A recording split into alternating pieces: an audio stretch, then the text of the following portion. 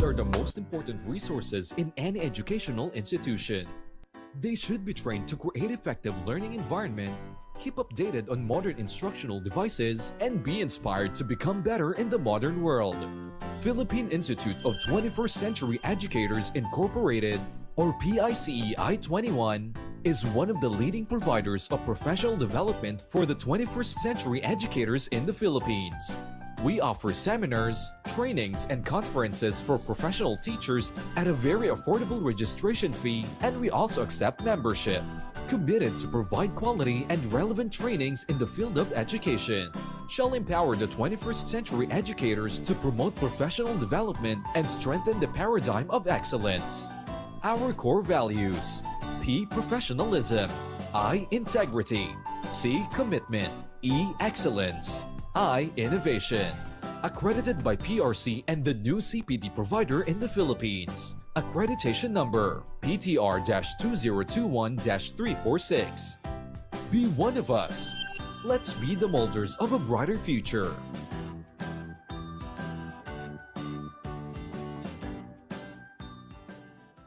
Teachers are the most important resource.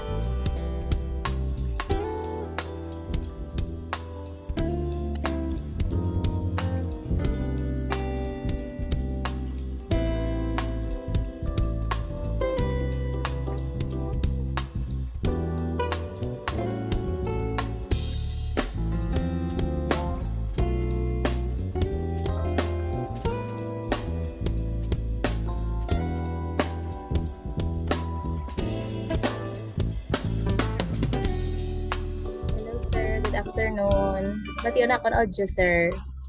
Yes po, ma'am. Ay, hello po, ma'am. Good afternoon po. Good afternoon, sir. Loud and clear po, ma'am. I just would like to recognize also the participants. Good afternoon, everyone. From TCU or Taguig City University NCR, Dr. Pakulanang Biligardo. Good afternoon po. And to Celia Teresa Vela, ma'am, good afternoon po. And I just would like also to welcome all of you here in Zoom today, especially to the ICEBER Incorporated, who really give their time and effort to make this webinar possible. Hoping and believing that this remaining 2 days webinar will be productive, meaningful, and successful one. Of course, I just would like also to acknowledge the participants coming from Philippine Christian University. Ma'am Jeanette Pareño, good afternoon po. Good afternoon po, sir. Good afternoon, everyone.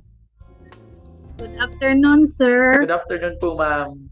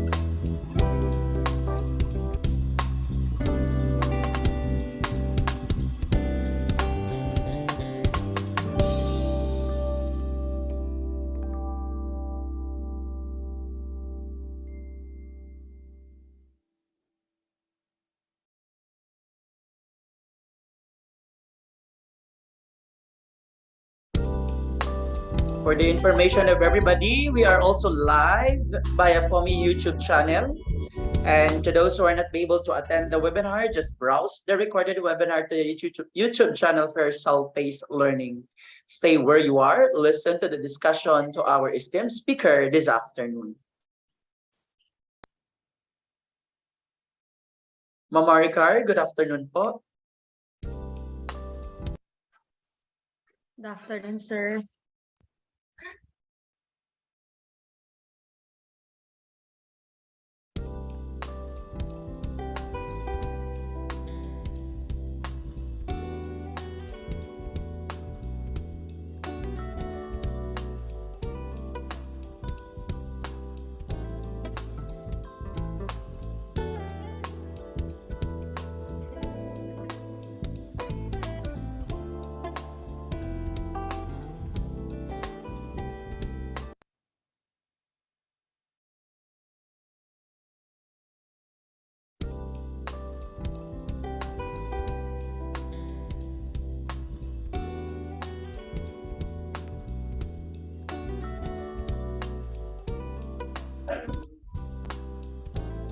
Welcome also participants coming from Batangas City, Philippines. Good afternoon po.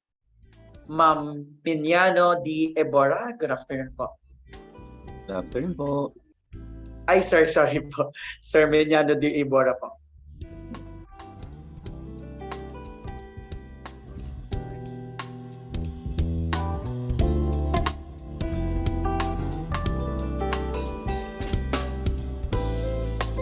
Participants coming from Cebu Normal University, Cebu City.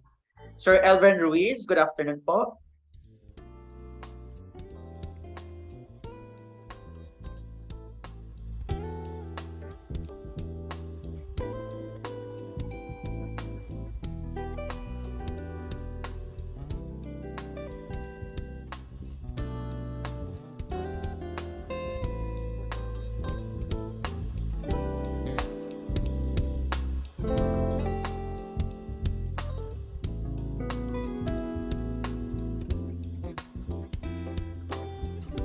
Participants coming from Iris, Manila. I miss also the school. Sir Dr. Hernan Oliveros, good afternoon po. Good afternoon, everyone. Good afternoon, sir. Hello po.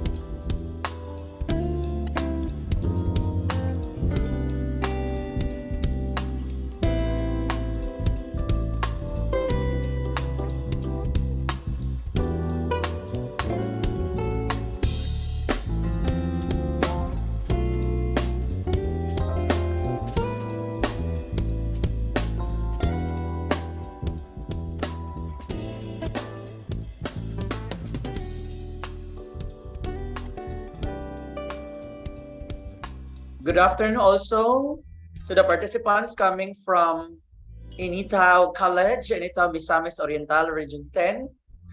Ma'am Hani May Gaid, good afternoon po. At the same time, participants coming from Cavite State University, Tanzi Campus.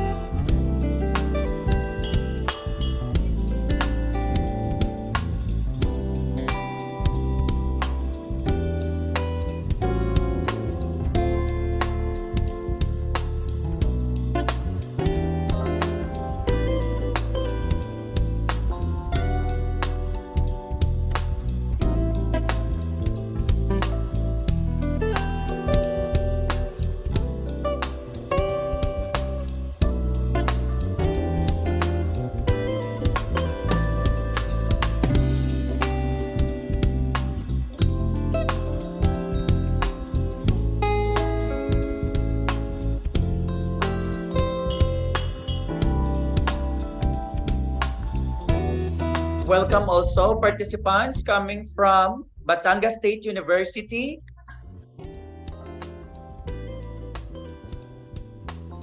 the National Engineering University, Alingalan Campus. Sir Oliver, hello po. Good afternoon po. Good afternoon, sir. From Nueva Ecija University of Science and Technology, Ma'am Cecilia M. Franco, good afternoon po. And at the same time, participants coming from Northeastern Mindanao State University. Sir Donald Montenegro, hello po. I just would like also to welcome participants coming from Philippine State College of Aeronautics, Villamor, Pasay City. Ma'am Maria Vema C. Prosperoso. Good afternoon po. From NEMSO also, good afternoon po, Ma'am Shaila O. Moreno, rather. And from CNU, Lito Diones. Hello po, good afternoon po also, Sir Armando Hisuan Jr. po.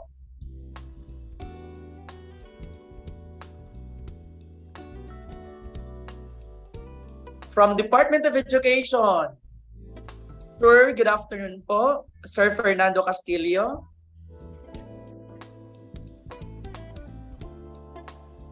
From Northeastern Mindanao State University, San Miguel Campus, good afternoon. From General Santos City, Sir Richard Peroy, good afternoon po. Hello, sir. Hello po. From Leyte Normal University, Tacloban City, Leyte, Ma'am Rebecca A. Abayan, good afternoon po. At the same time, the participants coming from St. Mary's University. Hello po. Good afternoon po from Cavite State University, Tanza Campus. Our topic this afternoon is very interesting about digital tools in conducting research.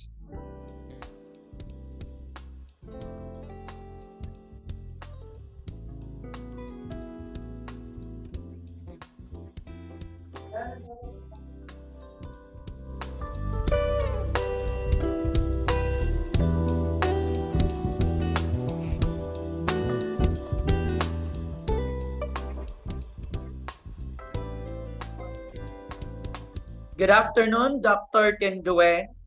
Sir, welcome po.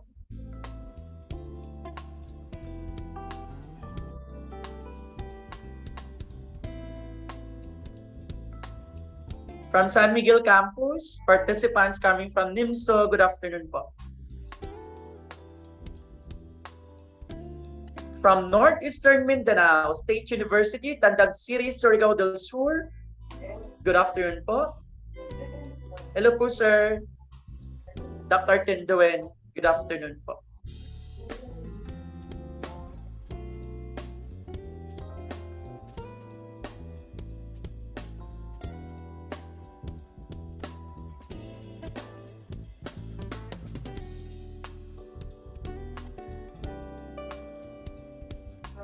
Participants coming from Cagayan State University, Andrews Campus, good afternoon po.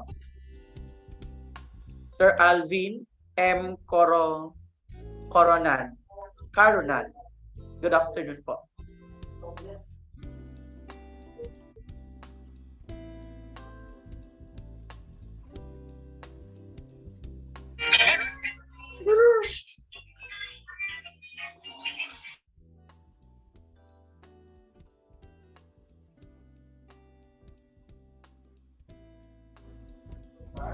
Participants coming from Cagayan State University, Andrews Campus, Ma'am Bernadette Bicas, good afternoon po. From CSU, good afternoon po.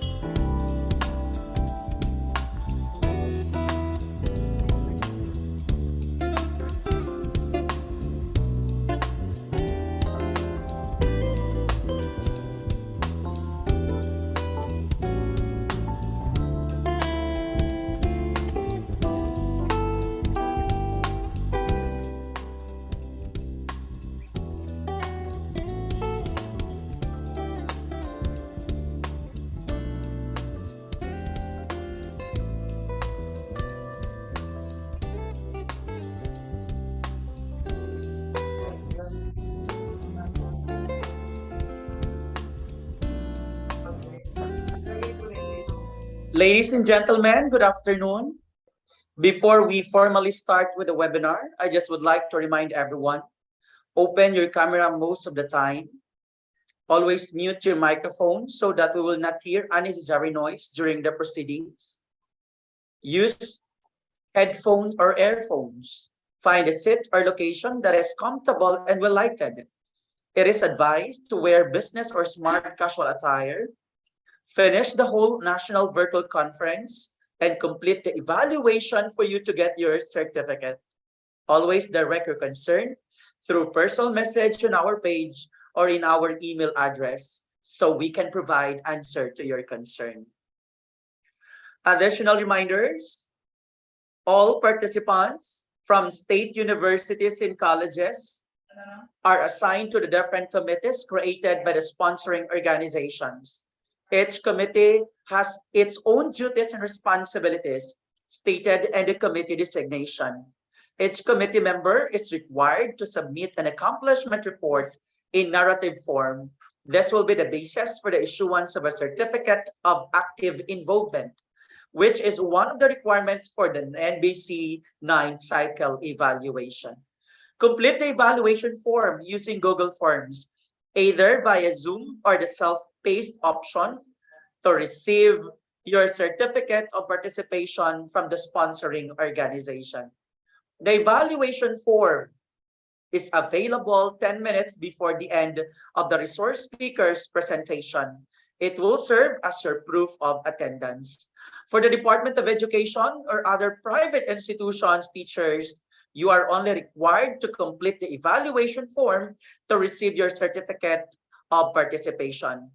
The certificate of participation is available 3 days after the event. Please send us an email with some inquiries about the event. To our speaker, Dr. Darin Tindowen, Head Center for Social Innovation, Local Knowledge and Educational Research, University of St. Louis, Tuguegarao. To our virtual conference director, Mr. Ricky A. Kibinko. To the National President of ICIBER, Dr. Gilbert C. Magulo Jr., ICIBER officers, technical committee participants via Zoom and via YouTube. Ladies and gentlemen, good afternoon.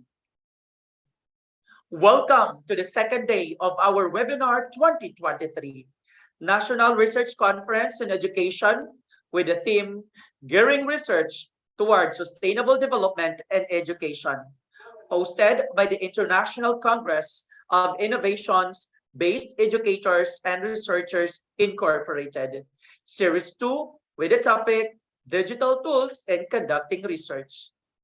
It is nice to see all of your faces on Zoom today. And even if you are not physically together, we find ways to be able to collaborate and make sure that quality instructional delivery finds its way to our students. The challenges and learning continuity that the academic community is facing in the new normal are like mountains that we are all together, hand in hand, are trying to climb and conquer.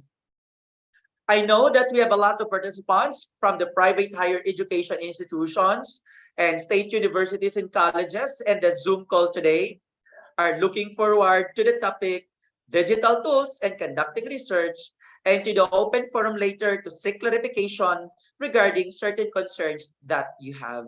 So without further ado, let us start the webinar with a prayer.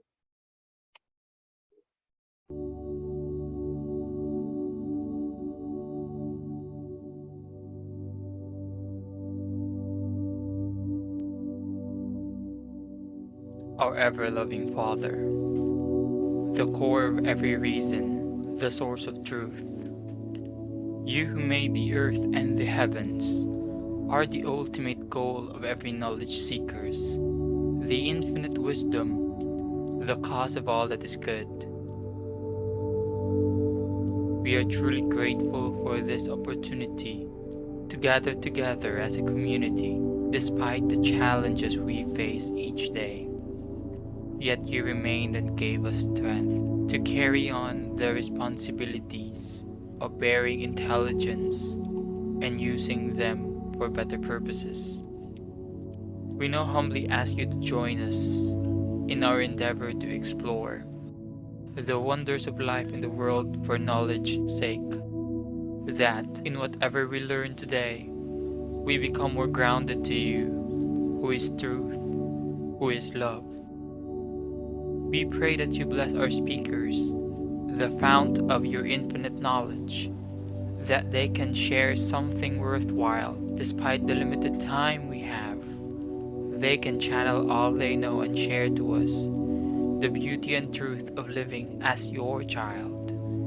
We pray that you guide our participants, the seekers of your boundless knowledge, that they may continue to persevere in the search and be deemed worthy to share what they learn from today's session. Sanctify us, O Lord, not because we are worthy of it, but because we believe in your love and mercy, that at the end of the day, we can take home something that's amazing and meaningful. This we ask and pray through Christ our Lord. Amen.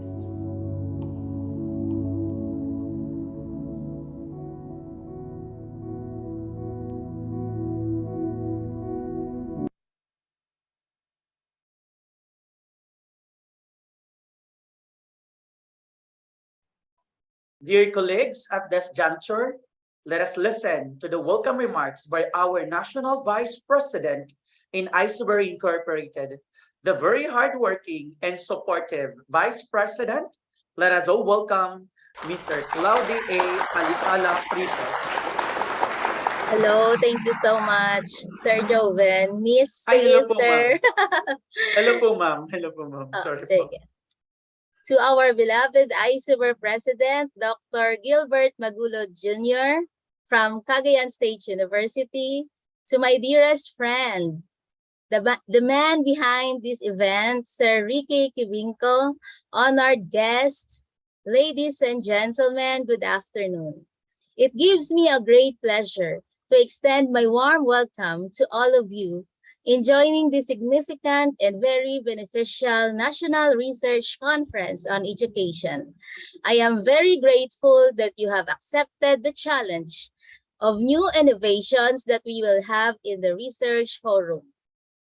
It is an opportunity to embrace another learning and to develop our flaming fire of knowledge. Enjoy and be motivated as we listen to our great speaker. In behalf of the officers and organizers of this event, 2 thumbs up for everyone who have made this event possible. And once again, welcome to our Research Forum. Be inspired on the whole duration of the program. Thank you and God bless us all. Thank you, sir. Thank you very much, Ma'am Fritos, for that very inspiring and electrifying message you've shared this afternoon. So ladies and gentlemen, if you have some concerns or queries about the topic, you may access the chat box, which is below the video if you are using a smartphone. If you are using a laptop, the chat icon is on the upper right-hand corner. Type your name in the chat box so you will be acknowledged. We will be having the open forum or the question and answer portion after the speaker's presentation. To our listeners here in Zoom, you may use the chat functions or the comment section to share your thoughts or questions in writing. I will be notifying you ahead.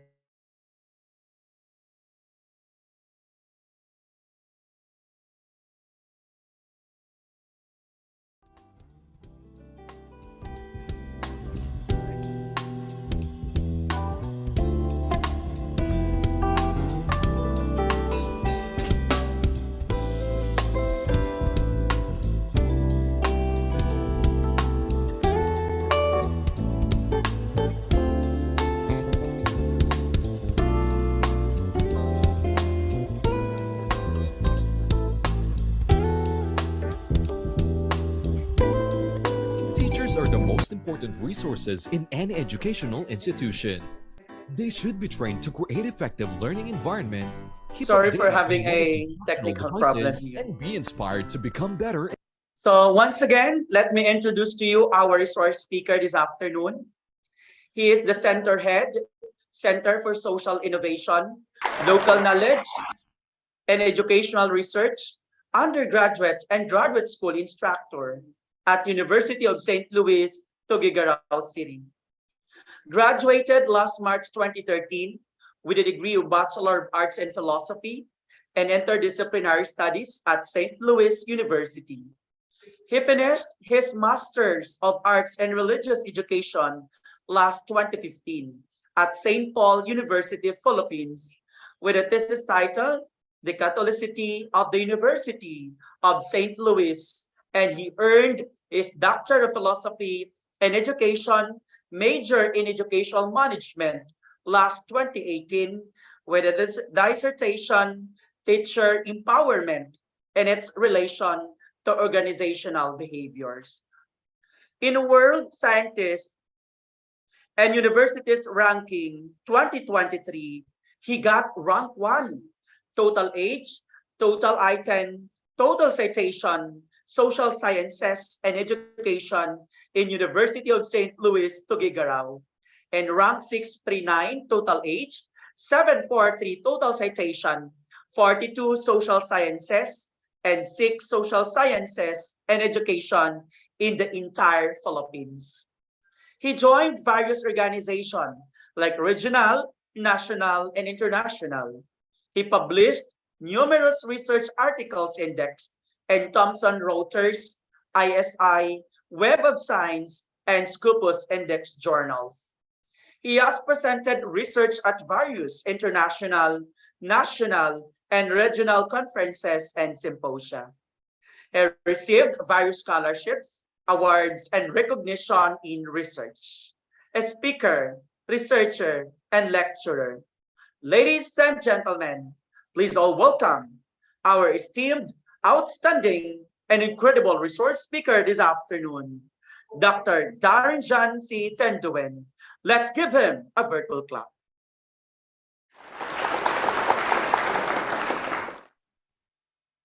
Good afternoon, everyone. Naririnig po ako. Yes po, sir. Loud and clear po. Thank you so much to the ICIBER Incorporated International Congress of Innovation, Based Educators and Researchers Incorporated for inviting me to be part of this year's conference. Currently, I am here in Baguio attending the national conference or the National Convention of the Association of the Catholic Universities of the Philippines, at the same time celebrating the Panagbanga 2023. So to all Cordillerans out there who are listening right now, happy Panagbanga. And let me share my screen.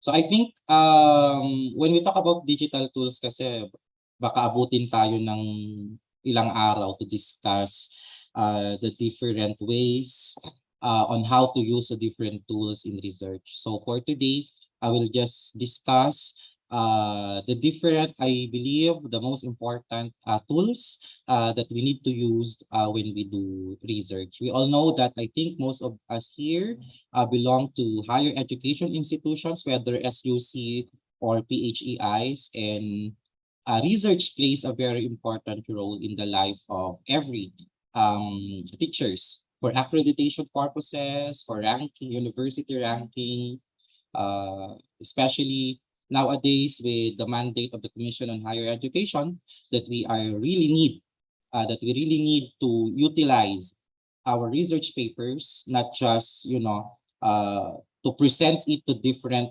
symposium fora, but at the same time to publish our papers to accredited research journals, especially ISI and Scopus. And at the same time, we also need to do research in order for us to generate new information, new knowledge, and at the same time to have an impact, okay, as researchers to the community. Because at the end of the day, when we talk about research, research is knowledge generation, and at the same time, we need to do research to at least solve existing problems so that we can have an impact for community engagement. So when we talk about digital tools for this afternoon, we will be discussing some programs, some websites, online resources, and even add-ins that we can use to at least make our writing easier, is because I believe napakahirap gumawa ng isang research, especially when we conceptualize from data gathering, when we write now the results, discussion, how to find for relevant literatures. So napaka-critical na ang ginagampanan ng mga digital tools para matulungan tayo sa mga issues at mga challenges na ating na-experience. Many of the studies conducted with regards to the difficulties of our teachers in the conduct of research, most of the results sinasabi, una, nahihirapan sila mag-conduct ng research kasi kulang yung mga resources. There is the motivation, kaso kulang yung mga resources for research. O di kaya naman yung heavy workload, mga yan. Ito yung mga factors na nakaka-apekto para sa hindi pag-complete ng isang research. Pero for today, I will give some ways, techniques para mas mapadali ang paggawa natin ng research. Okay, so we will make research easy. So for my presentation, I will be presenting different tools along 5 parts. The first one is on searching literatures. The second one is on writing the paper, how to avoid plagiarism, referencing, and other tools and techniques. Okay, so if you have some questions or clarifications, or if you would like to add some, some insights, some tools na hindi ko masabi, meron tayong chat box doon. Dito sa Zoom, pwede ninyong ilagay. Okay, remember when we talk about research, it always geared towards collaboration. Okay. Okay, so let's start. So we start with the first step in doing research, which is searching literatures, diba? It's really a misconception now, especially with some still. Marami pa rin mga teachers teaching research, no? Na ang unang pinapagawa sa mga students nila ay pinapag-submit nila yung mga students nila ng title. Diba? Sa first part ng klase, sa mga research classes, naging abuse ng mga teachers na, class, I want you to submit 3 titles, and from that 3 titles, doon nila kukunin yung research nila. Diba? It's always been a misconception na ang laging start ng research ay conceptualization ng title or development ng title, di ba? So sa umpisa pa lang mali na ang research process, because you always look into the problem, di ba? Kaya nga nag-start ang conceptualization with the identification of the problem, and from that identification of the problem, it should be backed up with literatures and evidences. That is why when we search or when we do literature review does not only focus on a very specific part of the paper, which is either in chapter 1, which is review of related literature, or in some schools, meron silang chapter 2 as a separate section of the RRL. Diba?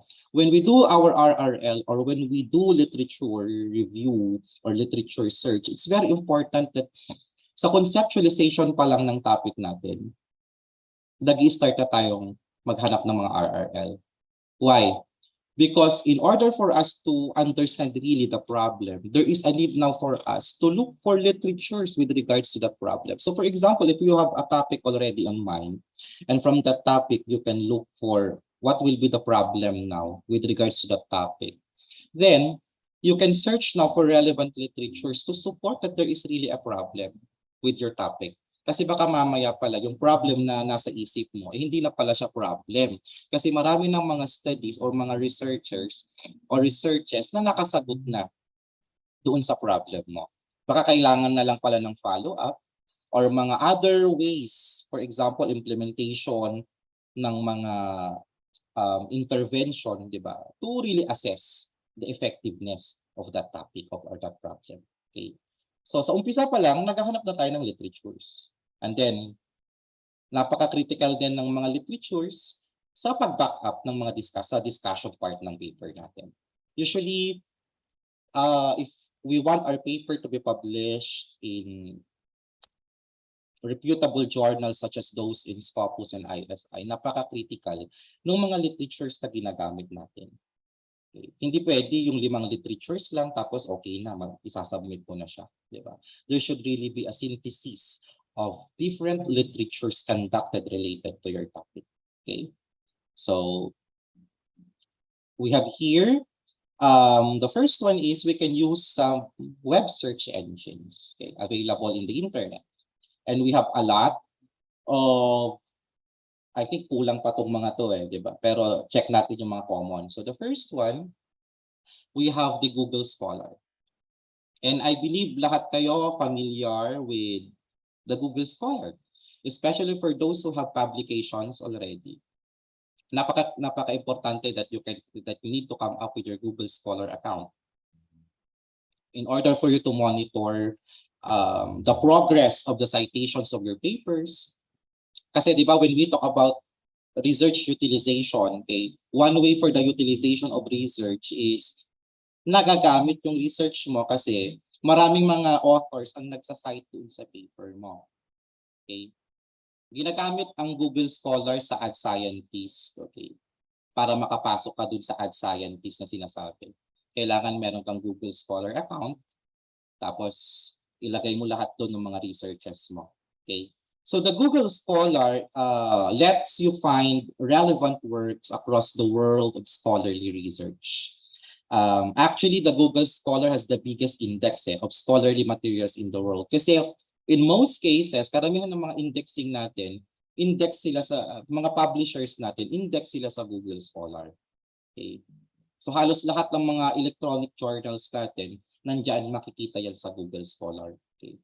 It is the largest. It is also the most advanced academic search engines. And the Google Scholar was launched in 2004.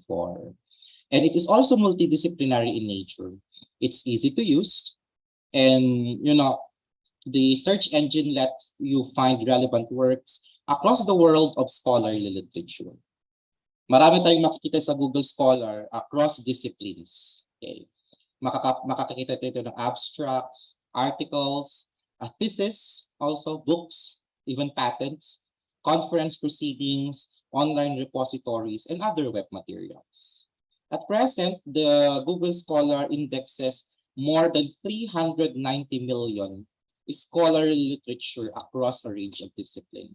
Okay, and what is good with the Google Scholar is you can access both open and even closed source scholarly material. Okay, so this is an example. So this is the Google Scholar.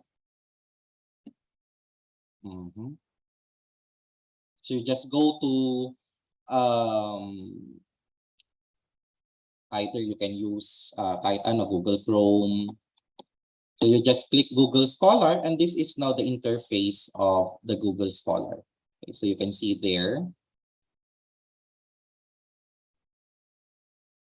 Okay, you can have your profile. If you already have research publications published electronically, you can come up now with your Google Scholar account. Okay, makikita nyo dito yung mga publications ng mga researchers, kahit sinong mga researchers, and even schools. Okay, you can also track or monitor yung each index, yung I-index, and even mga citations, ilang nang nagsasite sa mga papers mo, sa mga iba't ibang mga na-publish na papers mo. Okay, so for example, this is my Google Scholar account. So I'll just type my name, and this is my Google Scholar account. Okay, so if I will click this one, I can monitor already the number of citations that I have since 2016, the H index, and the I-10 index. you can also monitor here the number of authors who cited your paper per year. So nagsimula tayo maging, magsulat nung 2015 when I finished my master's at St. Paul. So doon ako nagkaroon ng parang desire or motivation to write papers. So sipan lang siya. Tawag doon, nagsimula lang siya sa simpleng pagsulat. Tapos basa-basa sa library, tingin-tingin ng mga journals, hanap ng mga model articles. Tapos pag interesado ako sa model article na yon, ginagaya ko siya. Pinapalitan ko yung local. So tinetest ko din. Tinetest ko yung paper na yon, tinatry ko sa local namin. Hanggang sa yon, umusbong yung publication. So from 1 noong 2016, yan, mamomonitor nyo yung bilang ng mga citations nyo per year. Ayan. So at present, meron na tayong 407 authors or papers who cited my works. Makikita nyo din dito, my dear teachers, yung status ng mga articles na na-publish. Okay? So pinakamataas na paper is the 21st Century Skills of Alternative Learning System Learners. It was published 2017 and at present malapit na siyang mag-100. Yan. Napaka-importante, mga kaibigan, ng research publication, especially with your thesis and dissertation. Hindi pwede ng thesis nyo or yung dissertation nyo nasa library lang. Walang magbabasa ng paper nyo doon. Kasi ang kapal-kapal ng mga papers, especially if we are still using the chaptering, di ba? Pakapalan yan. Walang gustong magbasa niyan. May policy kami sa school, sa undergraduate research namin, no? We always make sure na hindi kami gagamit as much as possible ng mga unpublished thesis and unpublished dissertation as our reference. We always make sure the references of our student researchers and even our graduate school and our faculty should always be coming from published articles from different journals. Okay. Kasi we do not consider thesis and dissertation as knowledge itself.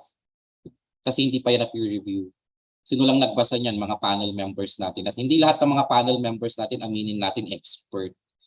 Yung mga ibang panel dyan, para makompleto lang yung panel, magbabayad kasi babayaran natin sila, di ba? Ang i-check lang yan yung grammar. Di ba? Kaya minsan nakakaasar din yan. Dami-daming ko sa mali naman yung, di ba? Kaya maganda na we need to utilize our papers. Huwag natin siyang ikulong sa library. We need to submit it to different Scopus and ISI paper, publishers or publications. Okay. And kaya ang term din namin doon is we do not call it as dissertation kasi naniniwala kami na ang mga papers hindi kailangang mamatay. Diba? Kaya nga if you are a doctor, kung PhD ka na, dapat marami ka ng publication. Kasi ibig sabihin nun, kaya ka nga PhD kasi you are already expert on that field. Diba? So dapat yung dissertation mo, hatiin mo yan sa iba't ibang mga papers. Diba? Isang paper ka, which is your dissertation, hatiin mo yan sa dalawa, publish, submit to publications. Especially if your school, lalo ngayon dahil napaka-competitive ng mga HEIs natin here in the Philippines, grabe yung incentives na binibigay ng mga schools natin with regards to research publication. Diba? Kapag na-publish yung paper mo, meron kang incentive. So, at the same time, nakakatulong ka, nakakadagdag ka ng bagong information na pwedeng makuha ng mga iba't ibang mga researchers. Okay, so yan. So, going back, so ito yung mga publications ko since 2016. Yan, nandyan lahat yan sa Google Scholar. So, makikita nyo yung mga citations, for example, ilan na nag-cite. Ito yung mga new publications natin. Yan. So as of the moment, meron tayong 61 na papers na na-publish online.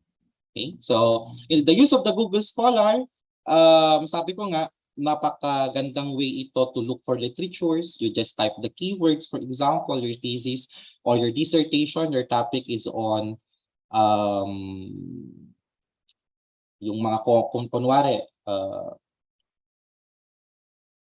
leadership style among principals. Ito medyo tawag very common na mga na topic na ito sa educational management, di ba? So yan. So when you type leadership styles among school principals as your key terms in looking for literatures, you can have there 299,000 results from the Google Scholar alone. Okay. However, please take note, we also be cautious with the recency of the the papers that we will be using, especially if we are dwelling with quantitative researches, yung mga common na mga researches, hindi pwede na 2000, 1992 unless that's a theory, di ba? Pero when we use related studies, we always consider the recency. That is why you click for custom range on this part. So, depende sa institution ninyo kung ano yung year, okay, na pwede lang kayong gumamit ng mga references ninyo. So, for example, 2018. So, you click search from 299,000, malilimit yan into 17,800. Pero grabe din yon, napakaraming papers na yon, 'di ba? If you are a new researcher, ang ina-advise namin is you look for a model article. Okay? So that will serve as your basis, as your guide in the development or in the writing now of your paper. Pero meron kang guide. Okay? Pero it's a no-no to plagiarize or to copy all the items on that paper. Okay? Especially when ang ginagawa namin, especially in the undergrad level, pinaghahanap namin sila ng mga tawag doon, ng mga model articles, pero the model article should be published in a Scopus journal. Okay? Tapos babasahin nila 'yon, tapos kung pwedeng, remember, isa kasi sa characteristic ng research is replicability. Kung pwedeng ma-replicate yung research na yon, idadagdag na lang yung recommendation ng author na yon. Kasi 'di ba on the last part of the paper, may mga recommendations yan. So usually sa recommendations, may mga gusto silang idagdag ng mga variables o may mga specific na population silang gustong makita para mas maging general yung view. So ang pinapagawa namin, tignan nyo yung recommendation ng paper na yon. So that doon yung pang-atake natin. Okay? Tapos ipapabasa natin yung methodology ng author na yon, ng research na yon, para pwede niyang gayahin yung methodology. Dagdagan na lang siguro ng mga ibang tools kung ano man yung mga idadagdag na tawag doon, na mga idadagdag ng mga variables na ni-recommend ng author na yon. Okay? So dahil model article ko siya, automatic kasama siya sa paper ko. So kung na-publish yun, kung wari this will be my model article by Bilibas and Liu in 2018. So from 130, tas pag na-publish ko yan, so madadagdag siya, 131 na ang citation niya. Diba? Ang kagandahan pa ni Google Scholar is, lahat ng mga PDF dito, ibig sabihin, mga open access journals yan. We can download the full paper of this one. So for example, this is my model article. I want this one. Very interested ako sa paper na ito. So I will download that.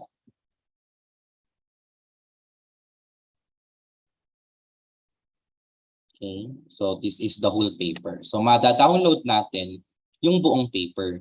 Ang kagandahan pa niyan is pag nabasa natin yan halimbawa, may mga articles dyan. Kunwari 2012 yung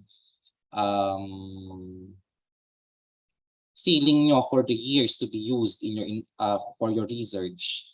Kasi yun yung institutional requirement nga, for example. tapos nakita mo ito na napakagandang paper, tapos pwede mo pang tignan yung mga references dito. Halimbawa, for this one, research support sa blah blah blah blah. Ay, oo nga, maganda rin to. Baka pwede kong mahiram tong paper niya. Pero ang dami nila. So ang nakita nyo lang itong Hulpia, yan. So pwede nating tignan. Ayun si Hulpia. So pwedeng i-copy yan. Tapos babalik tayo sa Google Scholar. Ipi-paste natin yan para mahanap naman yung paper na yon. Okay. Ang kagandahan pa ni Google Scholar is meron na siyang citation generator. Okay. So kung may Google Scholar account ka na, pwede mo siyang i-save. Nasa save articles na yung mga yan. Okay. Pwede mo siyang i-cite. Since gagamitin ko siya, click nyo lang itong symbol na to. Lalabas na yung mga iba't ibang citation generator. For example, we have the MLA, the APA, Chicago, Harvard, and Vancouver. For us in the social sciences, usually ang ginagamit natin is yung APA. So pwede mo nang kopyahin ito, copy-paste, copy mo lang yan, gawa ka ng Word. Open ka ng Word.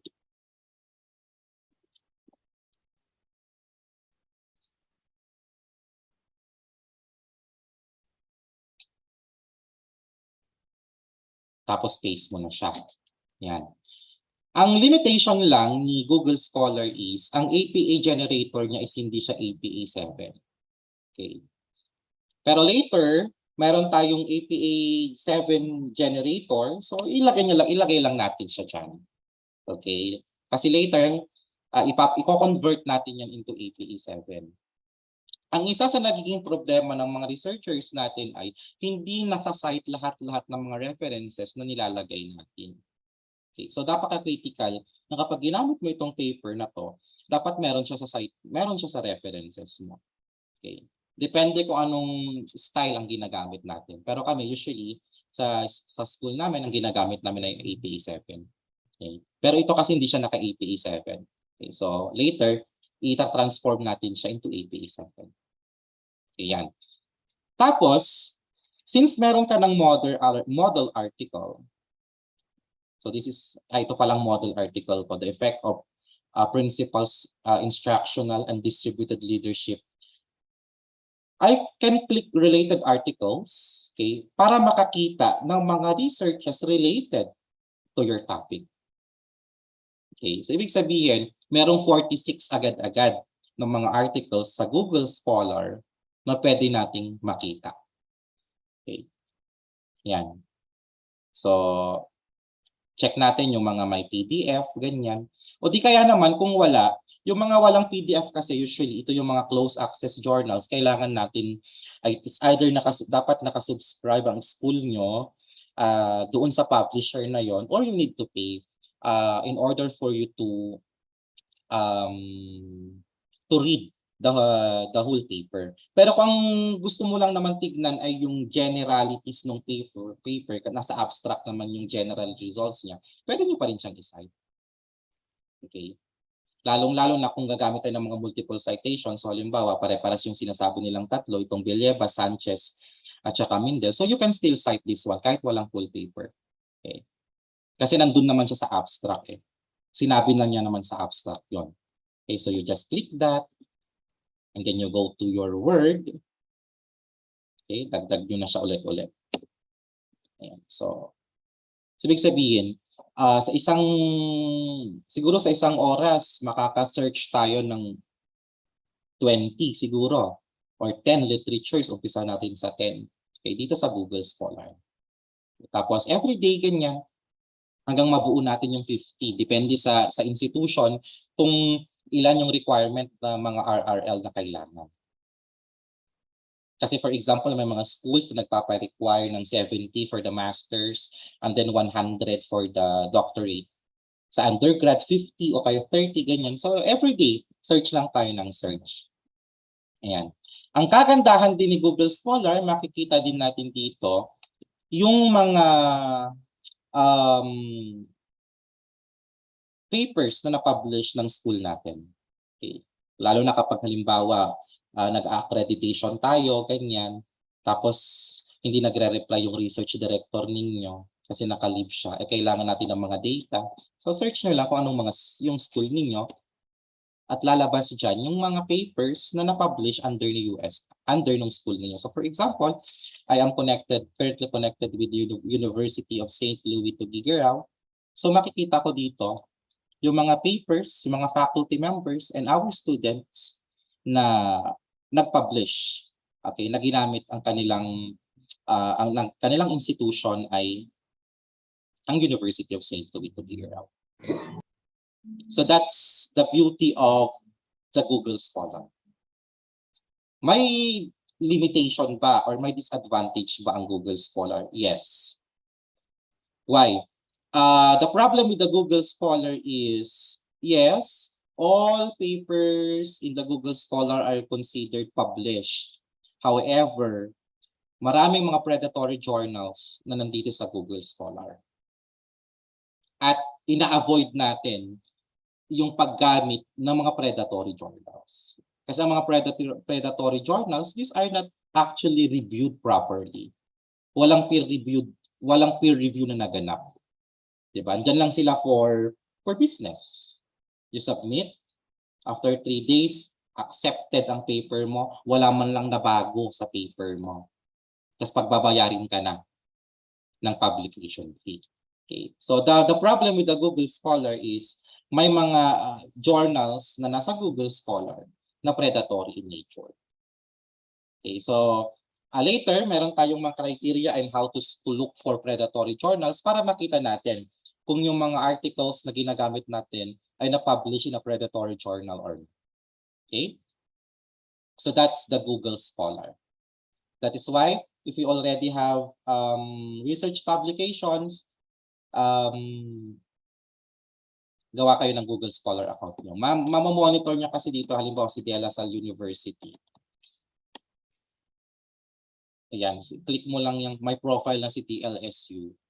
So makikita nyo dito yung mga teachers, mga scholars under the school.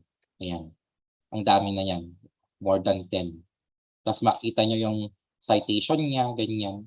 Kaya yung mga research director dito, kung in charge kayo ng research, it's good also that you come up with a profile of your school in the Google Scholar. Okay? So isa lang yan sa mga ways on how to search for literatures.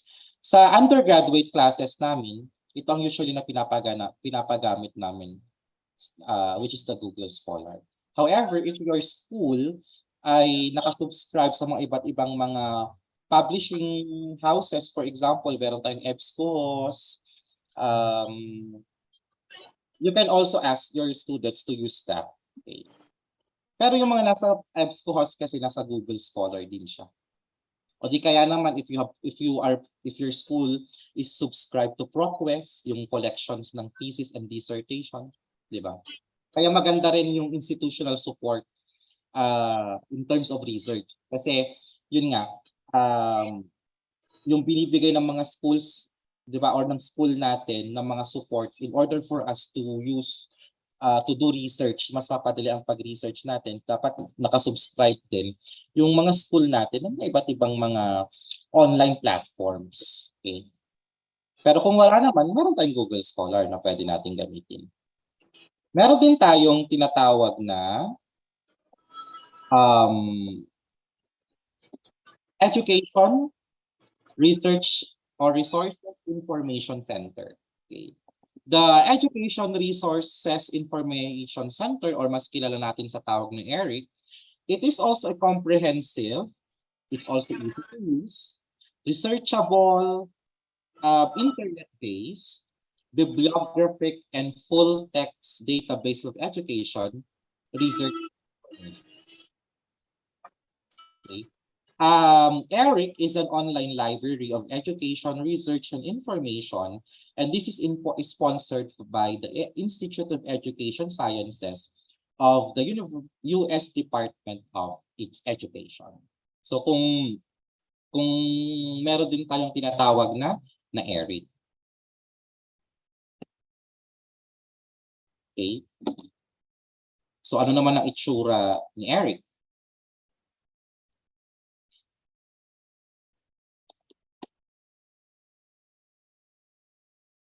So you go again to your Chrome and the Google, you type Eric or the Education Resource Information Center at ito yung kalalabasan niya. Ayan. And then you have here the https .eric.ed.gov, and this is now the tsura naman ng Eric or ng Institute of Education Sciences. Just like Google Scholar, compilation din ito ng mga iba't ibang mga literatures and even thesaurus. So for example, search mo name mo, lalabas din siya. Kaso, hindi lahat ng mga nasa Google Scholar ay nandoon sa Eric. Okay, so for example, itong kanina 61 ang nandoon, ito konti lang. Okay. Subscription, okay, sinusubscribe din kasi ito eh. Ayan. So meron din dito kung anong publication date, pwede yan. Okay. Mga sources, mga authors mo, publication type. Okay. And when you search for literatures, yun din, you come up with your topic. So for example, school leadership. You just type school leadership. And if you would like peer reviewed, and then full text, click nyo yan. And then you search. And lalabas dyan yung mga articles, okay, na under naman kay Eric. Ayan, so merong 3,460 na papers on school leadership. Okay? So pwede nyong, so if you have time, pwede nyong galaw-galawin or i-review itong si Eric. Okay? Next, meron din tayong tinatawag na Biofield Academic Search Engine or the BASE. Okay. The BASE is also a free open source multidisciplinary academic search engine. Okay. It can allow to the BASE allows you to search scholarly resources on the internet. Okay. So makakahanap tayo dyan ng mga journal abstracts, even articles, prints, images, and even videos. Okay. The base was developed and designed by the Bielefeld University in Germany.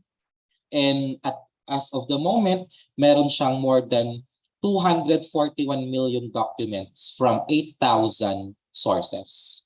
Okay. May mga journals, institutional repositories, and even digital collections na makikita dito sa base. Okay. So anong itsura ni base? This one. Ito si base. So you can have your basic search, advanced search, browsing, and your search history. Okay. Pwede nyong makita dyan. And then you can search for your articles. For example, you are interested with school leadership. Type nyo lang yung keywords at lalabas dyan yung mga terms or mga papers under this one. So you have here 156,728 papers related to school leadership. So makikita nyo yan. Lalabas dyan kung anong klase yan. If that is a book. Okay. If that is a conference paper. Report. Mga article. Pag may makita kayong lock sign, ibig sabihin, these are closed access journal. Okay, so for example, makita mo din yan if the paper is non-peer reviewed. So kung non-peer reviewed yan, medyo hindi pa yan dumaan talaga sa tamang process. Okay, ayan, so marami. So that is the base.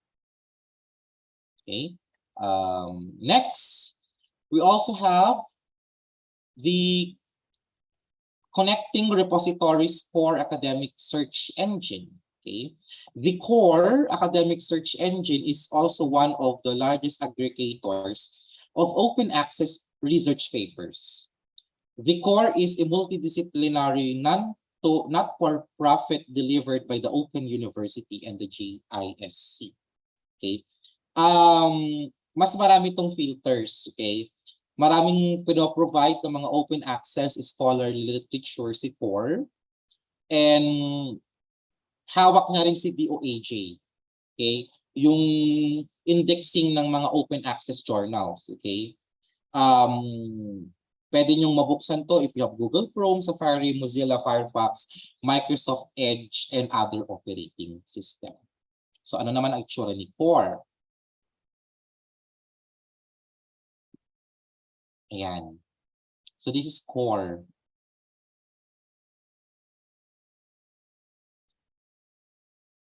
So itsura niya, then pwede kayong mag-search, school leadership, search,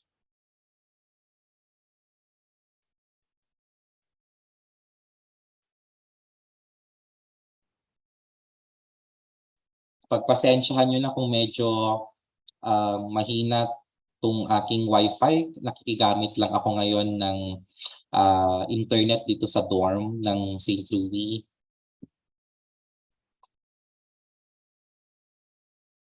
Okay, yan. So you search. Ayan. So meron tayong mga articles, more than 1 million articles related to school leadership. So para din siyang Google Scholar, for example, you can choose field here. So for example, ang focus lang natin is on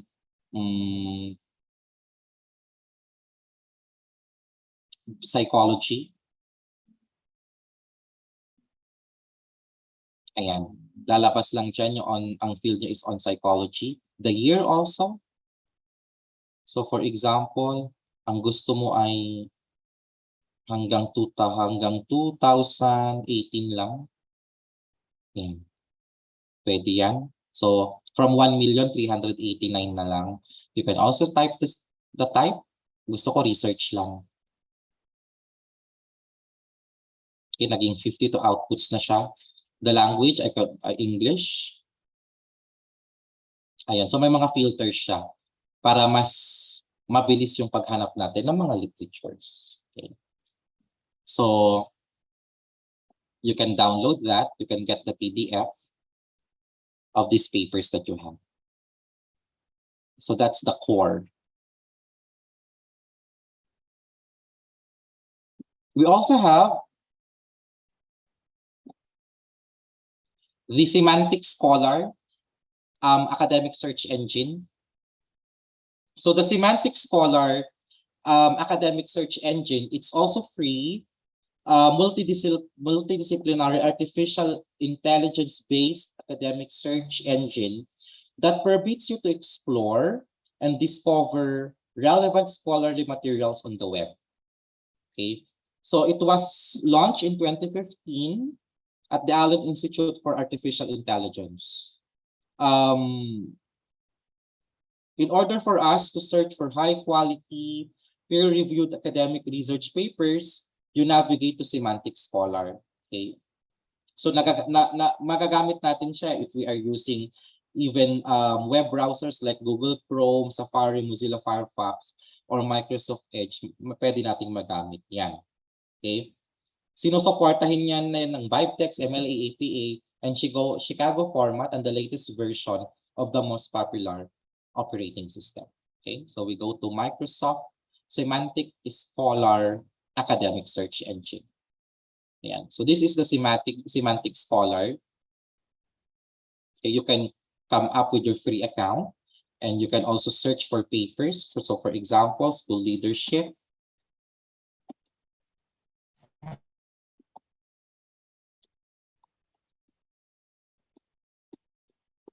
Then search.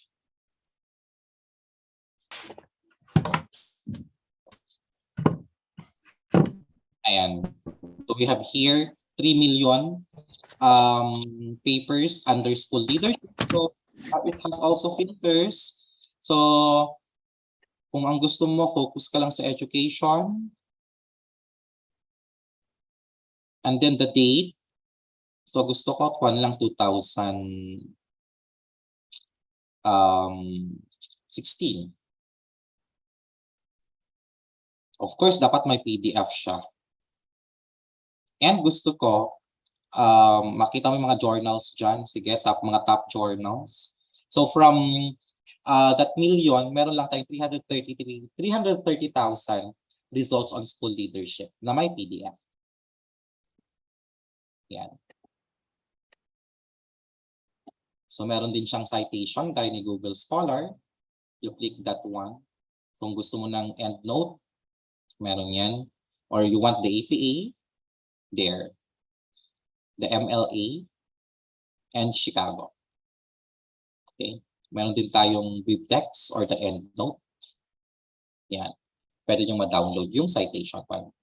Okay, so that's the Semantic Scholar. We also have the Microsoft Academic Search Engine. Okay.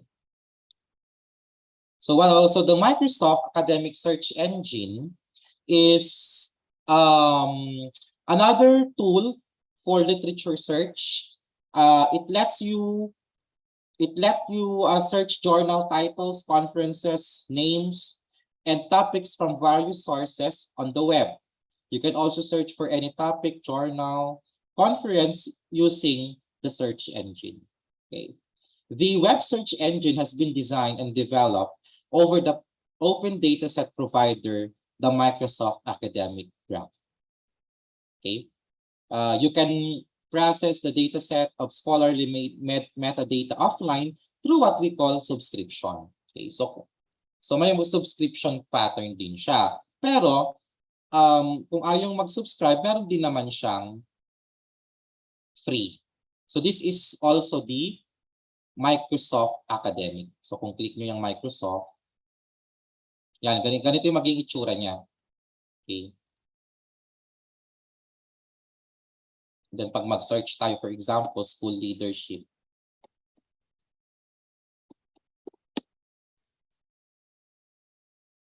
There. You can search for 120 items or papers related to school leadership. Now, other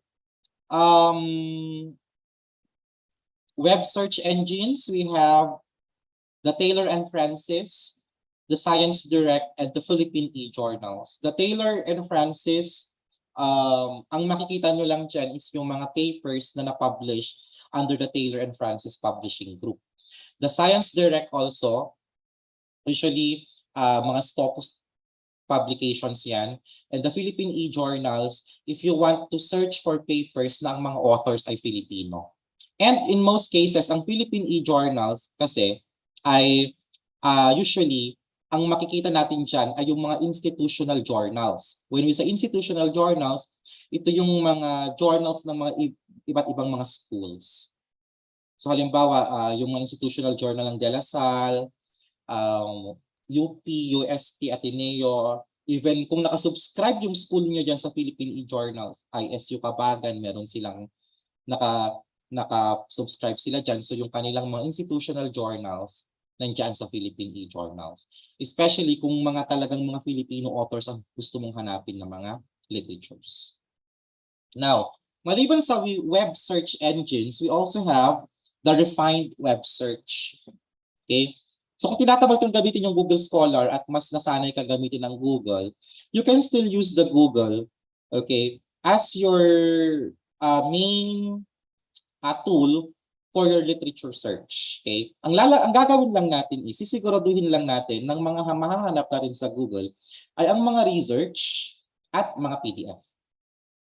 Okay? So when we go to Google, type the keyword and then encode lang natin *research.pdf. Para ang lalabas ay ang lalabas sa Google ay ang mga articles, okay, mga research articles at meron siyang PDF. Okay, so for example,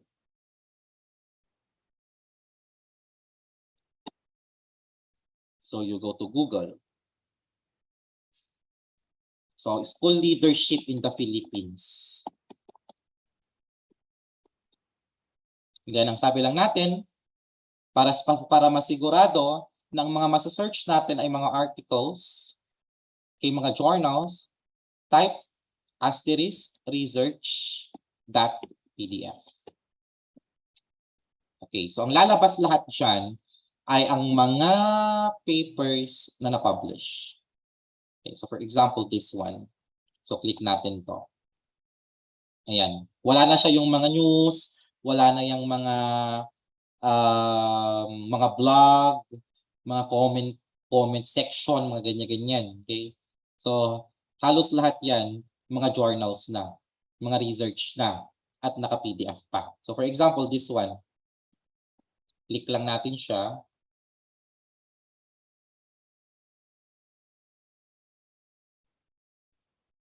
Ayan.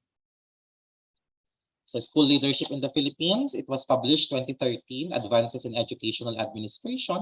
Meron na rin siyang DOI by Jeffrey Brooks ng Curtin University. So you have here the full paper. Yun. So you can download that, download the full text.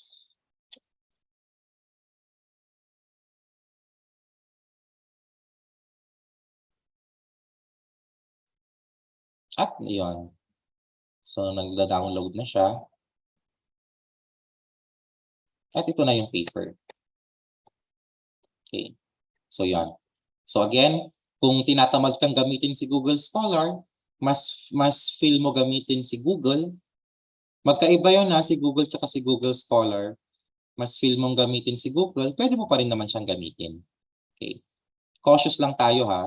Kasi si Google kasi, halimbawa, tanggalin natin tong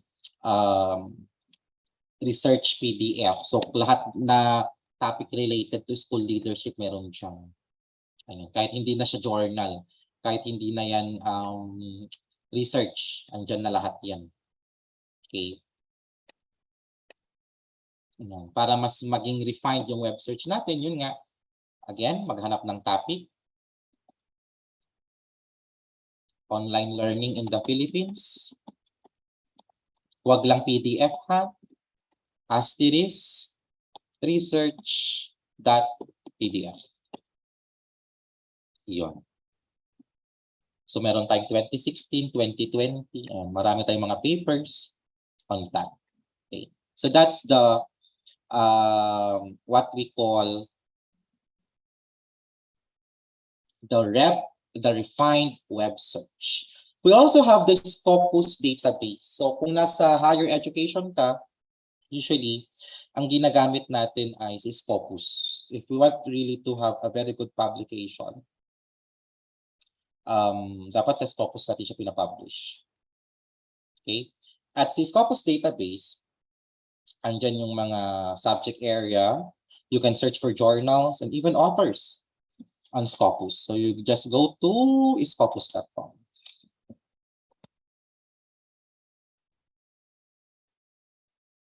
Ayan, so this is Scopus. Ayan, so you have here sources. Ayan, so as of the moment, meron tayong 44,034 journals index ni Scopus. Okay, so you can download that, the list there. Just click this one so that as a researcher, you can monitor may mga bago bang nadagdag ng mga Scopus journals na kailangan to. You can also have here your subject area and then the inter-subject area. Okay, so for example, nasa education ka, click mo si education, nasa social sciences ata siya.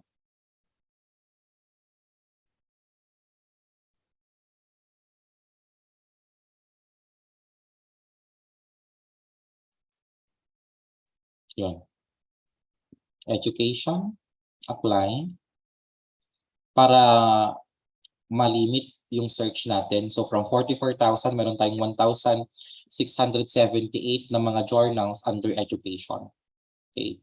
Now, nakarank na rin siya, nakarank na rin itong Scopus natin So itong number 1, ito yung pinaka, sabihin na natin na mataas na journal on education. Okay. Kasi ang science score niya 20.3. Ngayon, technique para sa mga bagong researchers natin, sa mga wala pang Scopus publication, if you want your paper to be published in Scopus, huwag tayong mag-submit sa mga matataas na mga site, na mga journals. Kasi pag mataas yung journal yan, ibig sabihin it's either napakahirap nung process. Okay? Napakahirap ng publication process niyan. Okay? Ang Scopus pa man din, ang dami mga journals dyan na ang susungit nilang mag-comment. Na akala mo yung sa feeling mo, ang ganda-ganda ng papel mo, pero nung sinubmit mo na ang sakit-sakit na ma-comment nila, tapos ang last niya, rejected. Diba? O di kaya naman, needs major revision. Pero kung titignan mo yung revision niya, halos lahat na part ng paper mo, kailangan mo nang i-revise. Diba? So if you are new in research, ang hanapin nyo lang is yung mga journals na nasa Q4. Kasi it's either ito mga bago pa lang, okay, or hindi pa masyadong mataas yung citation level ng journal na ito. Pero ang kagandahan nito, at least, nagsisimula pa lang kasi tayo sa publication. Okay, so ang hanapin muna natin is yung mga nasa Q4. Okay, then apply. So lalabas dito yung mga nasa Q4 ng mga journal. So 218 lang. Ayan. So mabababa yung kanilang mga citation, yung mga cite factor nila, yung score nila. Pero at least Scopus pa rin siya, di ba? Ang kagandahan kasi nito, magsimula tayo sa pinakamababa para makagawa tayo ng tinatawag natin na Scopus profile. Okay? Kasi yun yung unang tinitignan ngayon di ba? Halimbawa, may Scopus publication ka na. Anong Scopus ID mo? Ilan na na-submit mo sa Scopus? Yan, okay? Pero marami pa rin, okay? Magsimula tayo dito sa mga Q4. So, halimbawa, open access ito, research in leadership and educational administration and leadership. Open natin yan. Ayan. So, open access siya under Tuguegarao University. Ang subject area niya is Social Sciences and Education. Click nyo yung source homepage. Okay. Open link in the new tab para makita nyo yung scope ng journal, laman ng journal, at ano yung napaka-critical din yan. Ang critical kasi sa Scopus publication, number 1 yung scope. Okay? Kahit gaano kaganda ng paper mo kung hindi siya akma sa scope ng journal, hindi yan kukunin ng scope ng journal na yan for publication. Okay. Second, i-check natin yung format ng journal. Okay. Kasi nga iba-iba po tayo ng format. Lalong-lalo kung thesis at dissertation yan, from 200 pages, magiging 10 to 11 pages lang yan, including references na. Okay, so search lang natin yung kanyang guide to authors. Okay. So click yung author guidelines, check natin kung paano yung pagsulat niya. Okay, kung ano ang laman. Ayan. So napaka-critical yan kasi kahit na napakaganda ng paper mo, kung hindi mo finalo yung style at format ng publisher, hindi ka nila i-accept. Okay? Yung language niya, dapat very critical ka din. Kaya dapat mag-download tayo ng latex. Okay? Mamaya meron yun. Yung latex, andun yung mga sample paper, search mo yung journal, lalabas dun yung format niya, dun mo siya ipasok. Okay? And of course, isa sa critical issue ng mga authors, publication fee. Diba? Lalong-lalo na kung yung school natin hindi siya nagbibigay ng mga publication incentives. Kailangan ikaw wala pa magbayad ng publication mo. Diba? Ang kagandahan ng journal na to, for example, tignan yung price policy nyo, no fee is charged from the author. So, ibig sabihin, this is a free of charge. Galing, no? So, yon. So, that's Scopus. Balik tayo sa Scopus. Ayan. And meron din tayong author search. Okay, ang laman naman ng author search, makikita nyo dito, ma-access nyo dito kung ilan ang mga papers na published under your name, ilan ang nag-cite sa paper mo, and even your Scopus ID. Yan. Diba? Ang ganda-ganda meron kang Scopus ID. So, halimbawa, yung name ko. Search ko yan. At lalabas siya dyan. Yan. So as of the moment, meron akong, kung papansinin nyo, si Google Scholar, meron akong 61 na papers na na-publish o na nasa Google Scholar. Pero pagdating ni Scopus, meron lang akong 14 na papers na published under ni Scopus. Okay.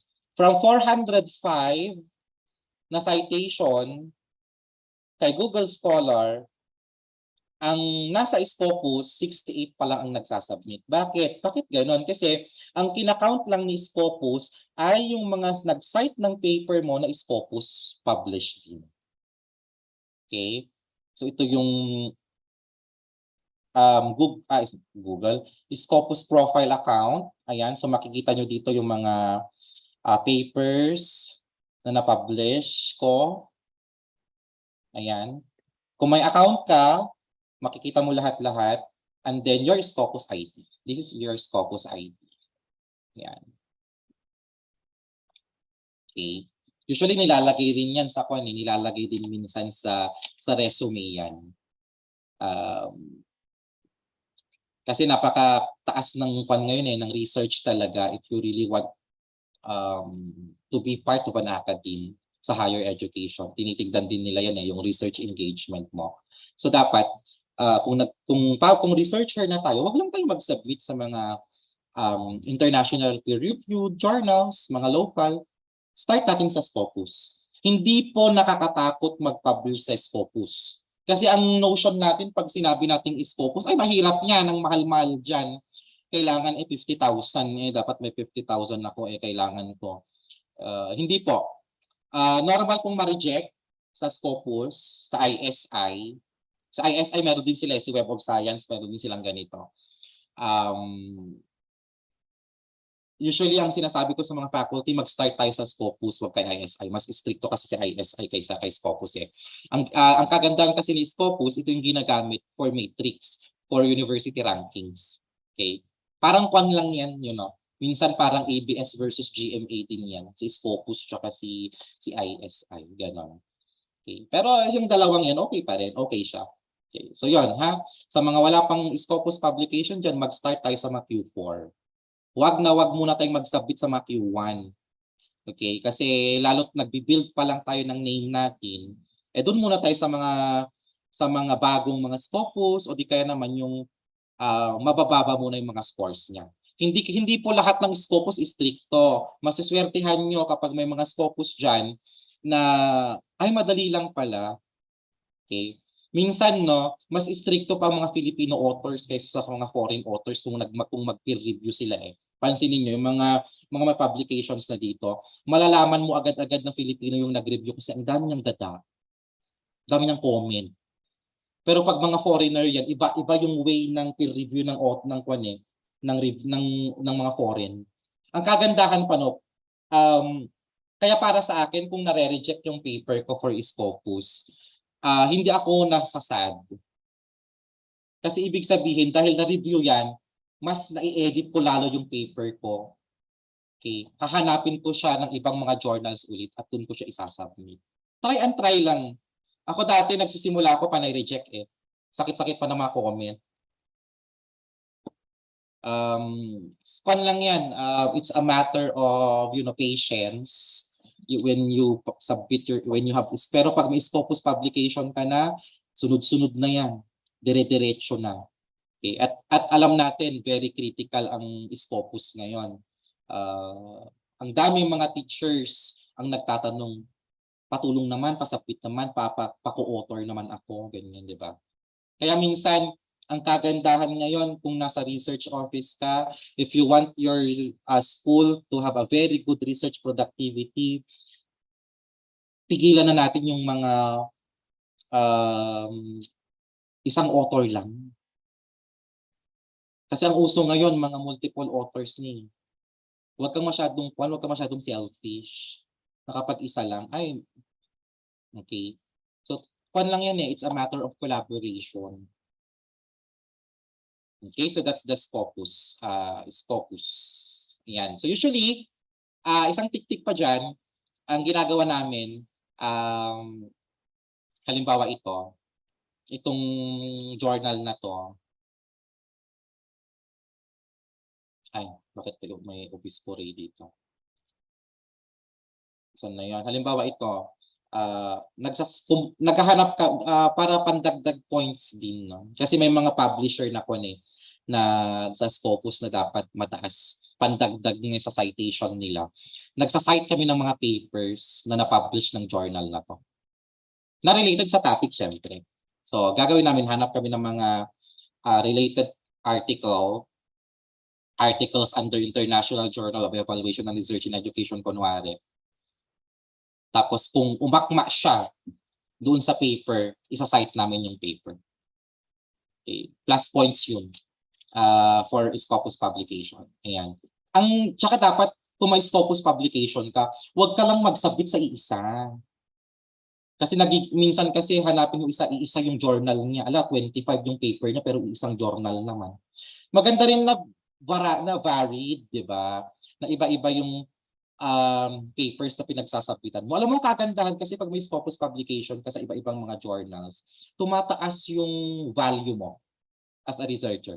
Magugulat ka na lang, biglang may mag-email sa'yo na kindly review this one. Diba? Tapos hingi tayo certificate, diba? Para pandagdag points, diba? Pandagdag sa resume natin.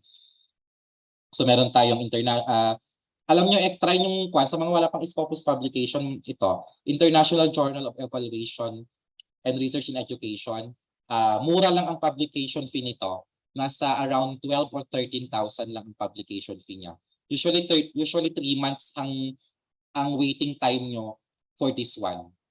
Marami ng mga Filipino authors ang nakapag-submit dito sa International Journal of Evaluation and Research. Kung gusto mo ng medyo social, meron tayo dito yung, hindi ko na ata mabuksan yun, Sage.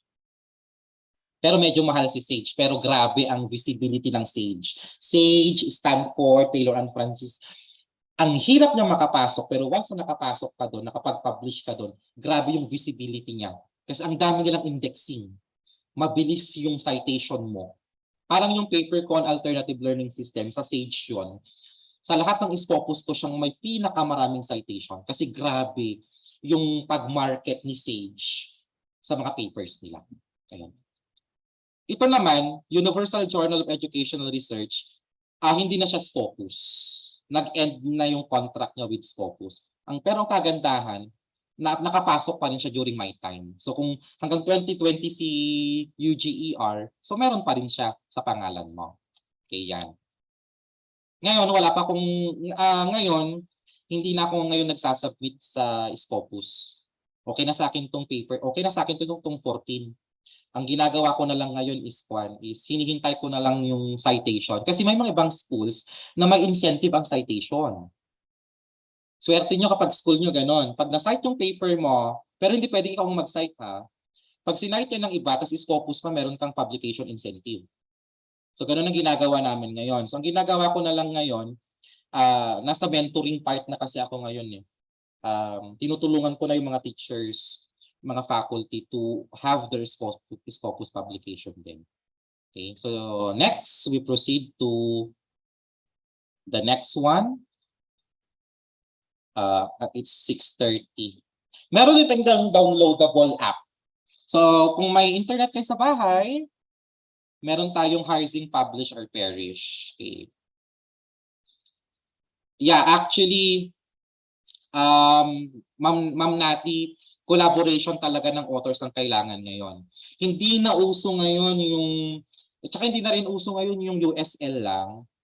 Maganda ngayon yung collaboration ng mga schools eh. Isa sa technique also for Scopus publication, maganda na iba-iba yung institutional affiliation ng mga authors. At dun yung direction namin sa St. Louis ngayon. Gusto namin na hindi lang USL. Okay? Kasi plus points sa mga Scopus publication yun eh. Na iba-iba yung institution mo. Whether that's abroad or within the Philippines. That's why, meron kaming mga partner schools ngayon sa St. Louis. Ang ginagawa kasi ni St. Louis, gumagawa kami ng mentoring sa mga maliliit na schools at sa mga gustong magkipag-partner sa amin. So, for this year, gagawa kami ng consortium para every SEM, merong isang paper na matapos. Lahat ng mga school meron doon. At present, partner namin ang St. Louis Bulanao, St. Anthony's College of Santa Ana, Palawan State University Cuyo, and Holy Trinity University of Puerto Princesa, tapos USL. So, ibig sabihin, meron kami agad-agad 5 authors, nagagawa ng isang paper, so automatic per school meron na siyang Scopus. Yun din kasi yung habol natin ngayon dapat ang mga schools may mga Scopus na. Okay. So yan. So going back, meron tayong housing, publish, or perish. Free siya na ma-download. So punta lang tayo sa Chrome ulit, i-click nyo lang housing, publish, or perish, ganito yung itsura niya.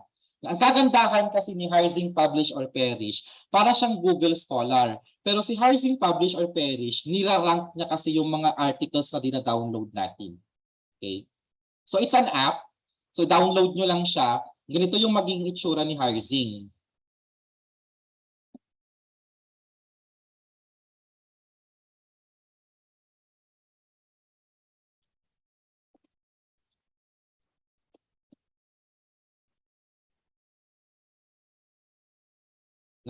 Na-delete ko ata. Wait lang.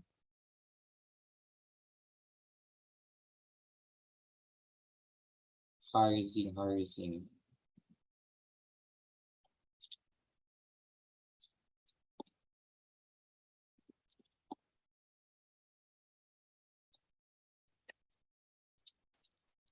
Nawala sa computer ko. Pero yon, para hindi tayo mag-ahol sa oras, you download Housing, Publish, or Perish. Free naman siya na app. Yes, Ma'am Nati, if you have some, if you want to collab, just contact me po. So, i-download nyo lang si Housing, Publish, or Perish. Na siya. Para siyang Google Scholar. Pero kagandahan nun, ang mga unang lalabas is yung mga matataas na mga articles, yung maraming na site, ganyan. Nakarank kasi si yung si Housing. Okay? So, yon. We also have writing the paper. I know marami pa tayong mga Actually, marami pang mga ways on how to search for literatures. Actually, si Google Scholar pa nga lang, okay ni. Diba? Ang technique na ginagawa namin, we will look for a model article in Scopus and then expand that article and then cite that model article and search now for other literatures in the Google Scholar. Around 30, 40, 50. And then search for journal, format it based on the journal. Okay? Kaya maganda, no? Maganda if you belong to the research office, maganda na we will be using the IMRAD format for our research for our faculty. And even for thesis and dissertation. Not the typical intro, method, result, discussion, conclusion, recommendation. Yung makapal. Ang ginagamit namin is the IMRAD format na usually graduate ka ng masters mo 16 pages. Graduate ka na ng masters mo. Okay. Parang kagandahan kasi nun, naka-journal style na siya. Ifo-format na lang namin kung paano yung format ng publisher na yon. Kasi importante, andun si intro, andun si method, andun si results, discussion, conclusion, recommendation. Okay. Kasi tatanggalin nyo naman yung definition of terms, di ba? Tatanggalin nyo yung scope and delimitation. Tatanggalin nyo yung definition ng methodology, di ba? May mga schools pa kasi na even definition ng descriptive research nilalagay sa thesis, di ba? Halimbawa, this study utilized a descriptive survey. According to Calmorin 2008, descriptive survey is a blah, blah, blah, blah. Hindi natin nilalagay yung mga yan. Kasi hindi natin gumagawa ng libro research ang ginagawa natin. Even sampling procedure, dinidefine sa methodology, di ba? According to blah, blah, di ba? Another tip in writing for Scopus, do not use the term according. Huwag tayong gumagamit, huwag nyong gamitin lahat ng paper nyo according. Ang gamitin natin is the in-text citation. Kasi we should focus the text, not the author. Halimbawa, instead of according to Akundat 2008, there is a big difference between public school and private schools in the Philippines. Diretsuhin nyo na, there is a difference between public school and private school in the Philippines. Tapos open close parenthesis, Abunda 2008. Tapos mag-multiple citation ka. Huwag kayong gumamit according to. Nagmumukhang parang walang continuity yung paper natin. Ganun. Kasi di ba, ang research kasi it's a personal engagement. Okay. Tsaka alam nyo, wala lang kung napapansin nyo, kung dati-dati ang business thesis writing ngayon hindi na. Nakakalungkot lang no, na may business na rin na Scopus publication. Magbayad ka lang ng 15,000 Scopus pa. No? So grabe ang talaga sa research. No? Dati-dati maghanap ka ng ghostwriter mo for your thesis of dissertation. Graduate ka na ng masters mo ngayon. Hanap ka lang ang dami dyan, lalo na yung mga Indian authors. For fifth author, you just pay ganyan. Pero wag naman sana ganun. Remember, we are knowledge generators, diba? Teachers are knowledge generators. We should contribute to the body of knowledge, to our field. Okay? So we also have writing the paper. This is the easiest part of doing research. So meron tayong academic phrase bank. So the academic phrase bank is a general resource for academic writers. It aims to provide examples of some phrases na pwede nating magamit sa paper natin. Kasi para naman hindi pare-parehas yung paper, di ba? Halimbawa, first paragraph mo, according to the National World Authority. Second paragraph mo, accordingly. Third paragraph mo, according ulit. Di ba? Naging according na. So, we think the University of Manchester, gumawa siya ng academic phrase bank. So, I can set my PowerPoint to the organizer para hindi na kayo nagsusulat. Ayan. So, this is the academic phrase bank. Kagandahan yan, magbibigay siya ng mga iba't ibang mga terms na pwede nating magamit. Halimbawa, when we introduce work. Ayan. So, click nyo introducing work. So, pag sinabing introducing work, ano yon? Ayan. When you want to establish importance of the topic, ayan. Tapos may mga terms na pwede kang pagpilian dyan. Halimbawa, you want to identify the purpose of your research. Click nyo yung stating the purpose of current research. May mga terms, mga phrases na dyan na pwede nyo gamitin. Ayan. Parang hindi pare-parehas na this study aims to, this study aims to, this study aims to, diba ang dami pare-parehas na gano'n. So, para naman maganda, may mga ibang terms dyan. Ayan. This study seeks to blah, blah, blah, one of the purpose, ayan. When you would like to describe your research design, ayan. May mga terms na pwede tayong magamit dyan. When you go to referring to sources, when you are in your literature review part, you can also use the academic phrase bank. Ayan. So may mga kwan dyan, halimbawa, general comments o there is a relatively small body of literature that is concerned with. Diba? Anong common sentence dyan usually pag nasa research ka there is a dearth of literature. Limited studies have been conducted looking into blah, blah, blah, blah, blah. Ayan. So may mga ibang terms din tayo. When you describe your methods, meron din dyan, marami tayong mga terms na pwede natin gamitin. Ayan. And of course, when you report now your results. Ayan. So, halimbawa, when you would like to refer to a data, ayan, nakumpleto na yan. Lalo na kapag thesis, di ba? Ang hirap pag-isip ng thesis, lalo na kung chaptering ka, tapos 35, kunwari 40 yung tables mo, pare-parehas. Table 1 presents, table 2 presents, table 3 shows. Wala ka naman ibang maisip. Diba? So, at least meron tayong academic phrase bank na pwede niyong kuha. Table 1 shows the summary statistics of 4 o DEX. Table 2 compares. Diba? At least may mga iba-ibang terms naman tayo na pwede niyong magamit. When you do your discussion also, meron yan. And then when you write your conclusions also, kompleto na po yan. Ayan. So, thank you University of Manchester sa paggawa ng ganito. It's free. Okay? Free po siya, don't worry. Ang limitation kasi natin minsan kung mga researchers tayo, lahat ng binubuksan natin may bayad. Eh, hindi naman tayo ganun kayaman, di ba? Okay, next, we also have the academic writing tool. Ang problema ng academic writing tool, 15 days lang yung ang kwan niya, yung free. Pero kung medyo nakakaluwag-luwag kayo sa buhay, you can have your, medyo mahal kasi sa academic writing tool, pero napakaganda nito. Nag-request na kami sa school to purchase for this one, the academic writing tool. We also have, alam nyo naman na ito yung Grammarly for the sentence correction tools. Pero, ang problema, kailangan pa rin talaga ng language editor. I believe in your institution, lahat ng mga researchers natin dadaan sa language editor, di ba? Bago i-publish. Ang sakit-sakit naman pag nag-publish ka tapos biglang sabi ang comment ng reviewer mo kindly check on the grammar. The construction is not good. Alang lungkot naman. Kaya usually, dapat meron tayong language editor, okay? Kasi grammar na kasi usually, mga kanyan grammar talaga. Pero iba pa rin kasi yung may human touch. Ayan. Sa undergrad namin, meron kaming language editor, binabayaran sila. For minimal lang naman siya. Okay? So meron tayong sentence correction tools, free online statistical tools.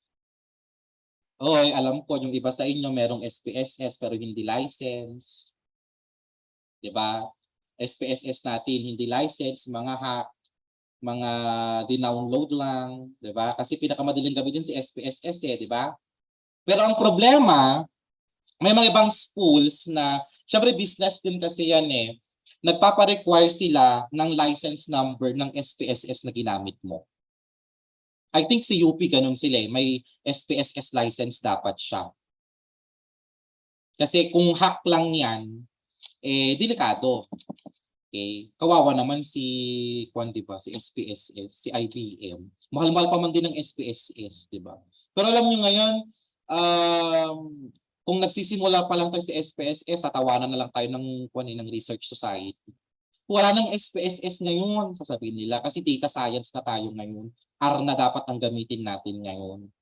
'Di ba? Yung mga artificial intelligence, data science na kasi ngayon 'Di ba? Ngayon hindi na lang statistics ngayon Ang sumisikat na ngayon data science. Now, we also have online statistical tools that we can use. For example, you have the JESP and the Jamovi. Okay? These are all free. I-download nyo lang siya sa internet. So, the GASP is a free and open source program for statistical analysis supported by the University of Amsterdam. It is designed to be easy to use and familiar to users of SPSS. So if you are familiar with SPSS, you can use the JASP. Okay? It offers standard analysis procedures in both classical and Bayesian form. The Jamovi is like the JASP also. Medyo related din siya sa SPSS. Okay? So this is, for example, the Jamovi. Here. This is Jamovi. So, kagandahan yan, meron parang may descriptive, you can have t-test also, especially for those statisticians in the undergraduate level na ang mga basics lang naman ang ginagamit. We also have ANOVA, the mixed model, if you want the Pearson R, and then of course the very common frequencies, factorial analysis, ayan. Ganyan itsura niya yan. Okay, you can export data. Okay, may mga module din yan kung paano matutunan si JASP. Ayan, download nyo lang si JASP. Pan lang to, 480 MB lang ata ang pan nito, ang kailangan niya. Okay, so yon. Meron din tayong PSPP. Ang problema lang ni PSPP, wala siyang kwan. You can also download PSPP, free din yon. Yan yung pang-backup kay SPSS, di ba? May SPSS, may PSPP. Pwede nyo i-download si PSPP. Ewan ko lang kung nag-upgrade na si PSPP ngayon. Kasi dati, ang pagkakaalam ko pa PSPP, wala siyang tawag mo doon kapag may significant difference sa ANOVA. Post-hoc. Wala siyang post-hoc test analysis. Di ba kailangan for discussion yung post-hoc para makita natin saan nagkaroon ng difference. Ewan ko ngayon kung meron ng post-hoc si PSPT. You can also download PSPT. Okay? Next, medyo marami-rami pa po to.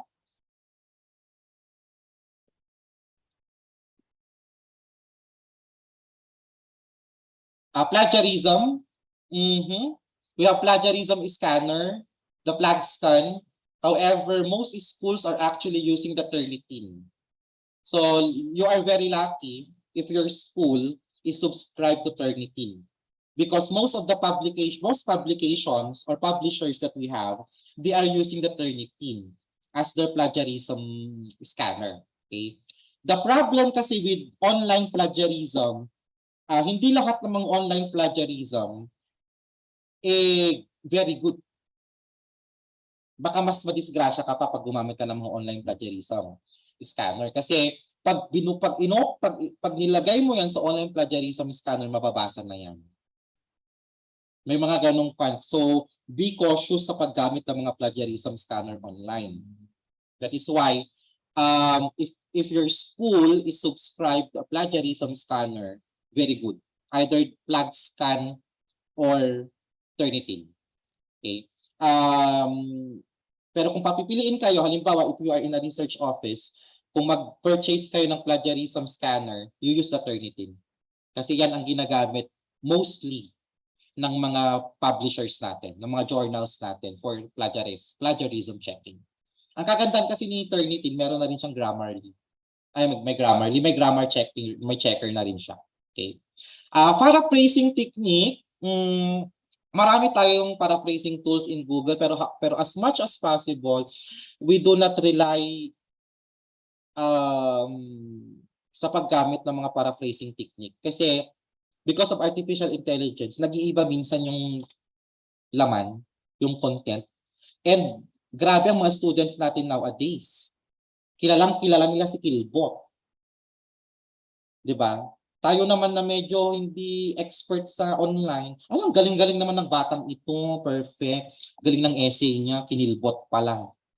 'Di ba? Kaya mag-ingat. Lagi nating i-check yung outputs lalo na sa research kasi minsan ang galing ng mga students natin.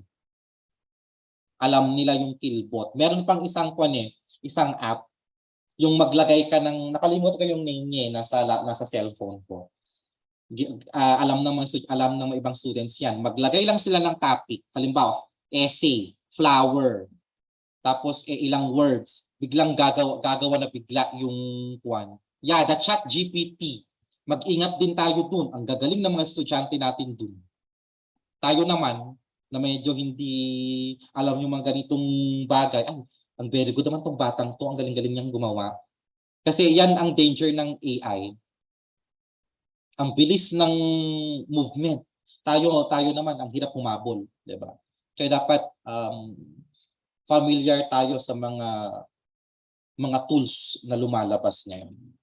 Okay? Now we have referencing, nasabi ko na kanina, the quotation mark. Okay? Ang problema lang ni quotation mark, sa Google Scholar naka-APE6 siya.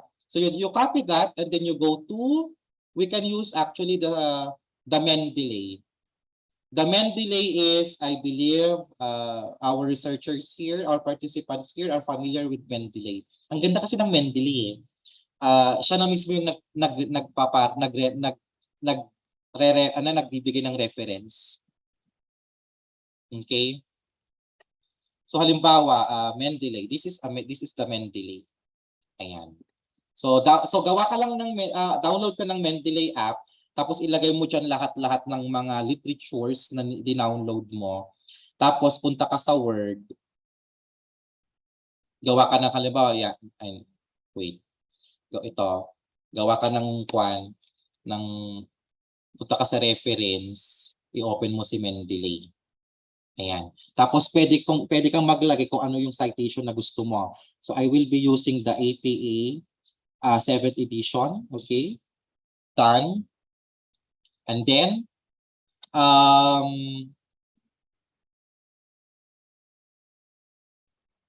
saan na yan? Tapos gawa ka na ng literature mo. So halimbawa blah blah blah blah blah. And then, mag-insert ka lang. Mag-insert bibliography ka. Okay? Lagay mo si Kahapay. Mag-insert citation ka. Click mo lang yan. So, halimbawa, Kahapay. Kahapay. Anong year na si Kahapay?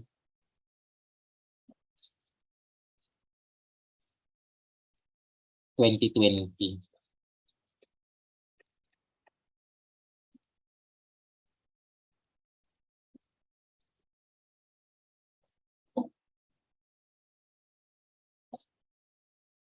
Insert citation. Okay, lagay mo lang Kahapay. Okay. Ayan. So, ang kagandahan niyan, na i-cite mo na si Kahapay, nailagay mo na rin siya sa references mo. Meron na siya sa references. So, gawa ka references. Yun, ayan na si Kahapay. Tapos, kunwari, tapos in addition, blah, blah, blah, blah. Tapos mag-insert ka ulit. Ayan, kunwari, Tindowen. Okay. Kinin. So, meron na, nakaayos na rin yan. Naka-alphabetically arranged na rin yan. Naka-APE 7 na rin yan, kunwari. Yan. So, yan ang kagandahan ng Mendeley. So, how to use Mendeley? Medyo mahaba po kasi ang process ni Mendeley kaya hindi ko po maibigay yung buong ways on how to use Mendeley. Pero if you want, you go to Google, download Mendeley, andun na yung, or your YouTube, and then i-download nyo siya dito sa reference nyo sa Word, lagay nyo lang si Mendeley. Kaya pag nagsusulat kayo, o kunwari may multiple citation kayo, magdagdag ka pa ng Tindowen na isa, yung isa pa pala, okay. So, dalawa na siya, di ba? Ang kagandahan niyan, namo-monitor natin yung mga references na ginagamit natin. Di ba? So, lahat ng mga nasa paper mo, nasa references mo na agad. Yan ang kagandahan ni Mendeley. So, download nyo si Mendeley. Very, very good si Mendeley. Hindi lang citation ng kanya. You can also search for literatures na si Mendeley. Pwede kang mag-search dyan. Ayan. Gawa ka ng folder mo. Kunwari, ito yung mga literatures mo on COVID-19, informal economy, online learning. Ayan. Siyempre, kailangan kasi di ba basahin mo dapat yan. Okay?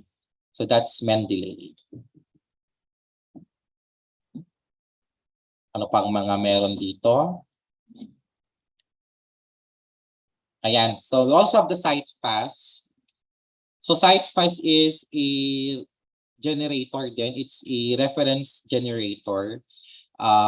Meron na rin si APA 7 doon. Okay? So halimbawa, SiteFast.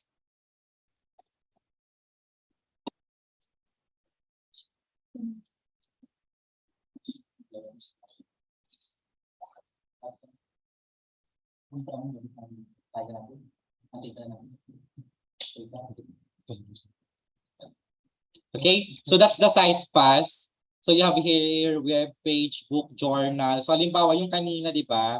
Remember, nung nag-APA tayo sa Google Scholar, hindi siya naka-APA 7, naka-APA 6 siya. So copy lang natin siya dyan. Then go to journal. Then click nyo lang yung search. Ayan. So lalabas ngayon itong article na to. So si Sanchez, ito siya. So click nyo yan. Ayun, ito na yung APA 7 niya. Lumabas na yung DOI niya. Ayan. So copy nyo. Punta tayo sa document. Ayan. So kung i-compare natin siya, ayan. This is APA 6. Ito naka-APA 7 na. Kasi ang unique ka APA 7, meron siyang DOI. Ilalabas niya yung mga DOI, yung mga ng journal mo. Ayan. So ito na gagamitin natin. So at least meron na siya. So delete na natin. Okay. And then for example, for this one, kay Abu Nasra, go to SiteFast.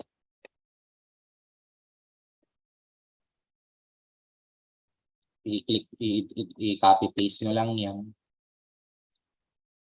And then, hintay lang natin. Ayan, ito si Apo Nastra. And then, ayan. Okay? Ayan. Para pag dinownload nyo yan, para pag na-click ito, lalabas yung journal article. Okay? So that's, tawag doon, CiteFast. We also have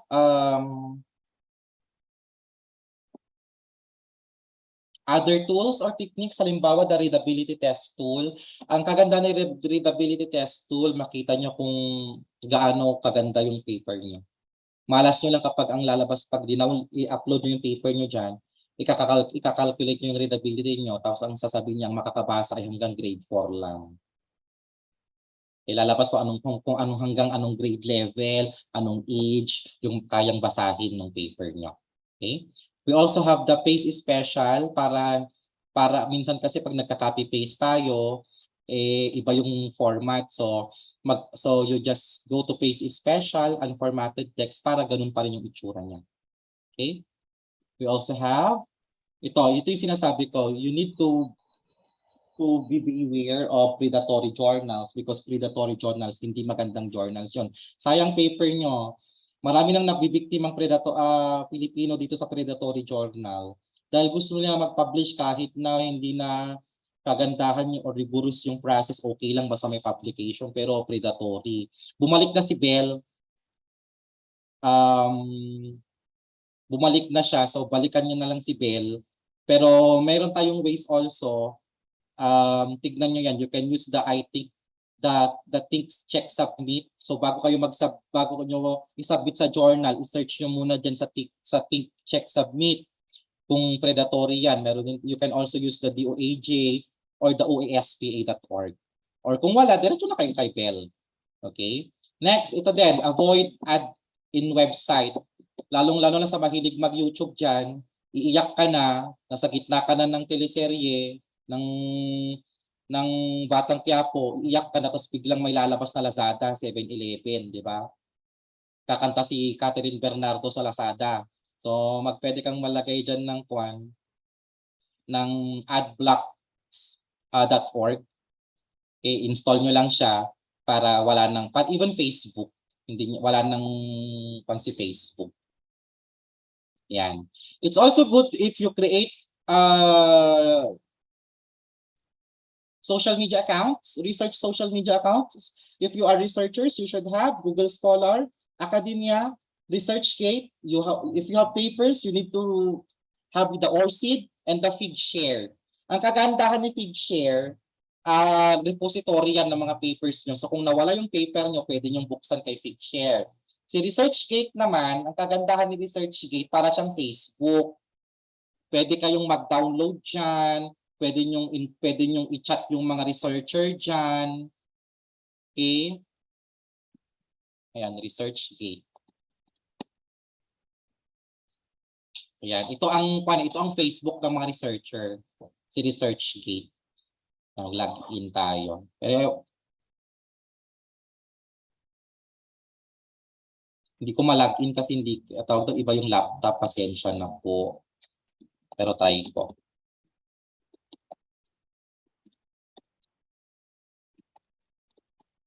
Ito yung account.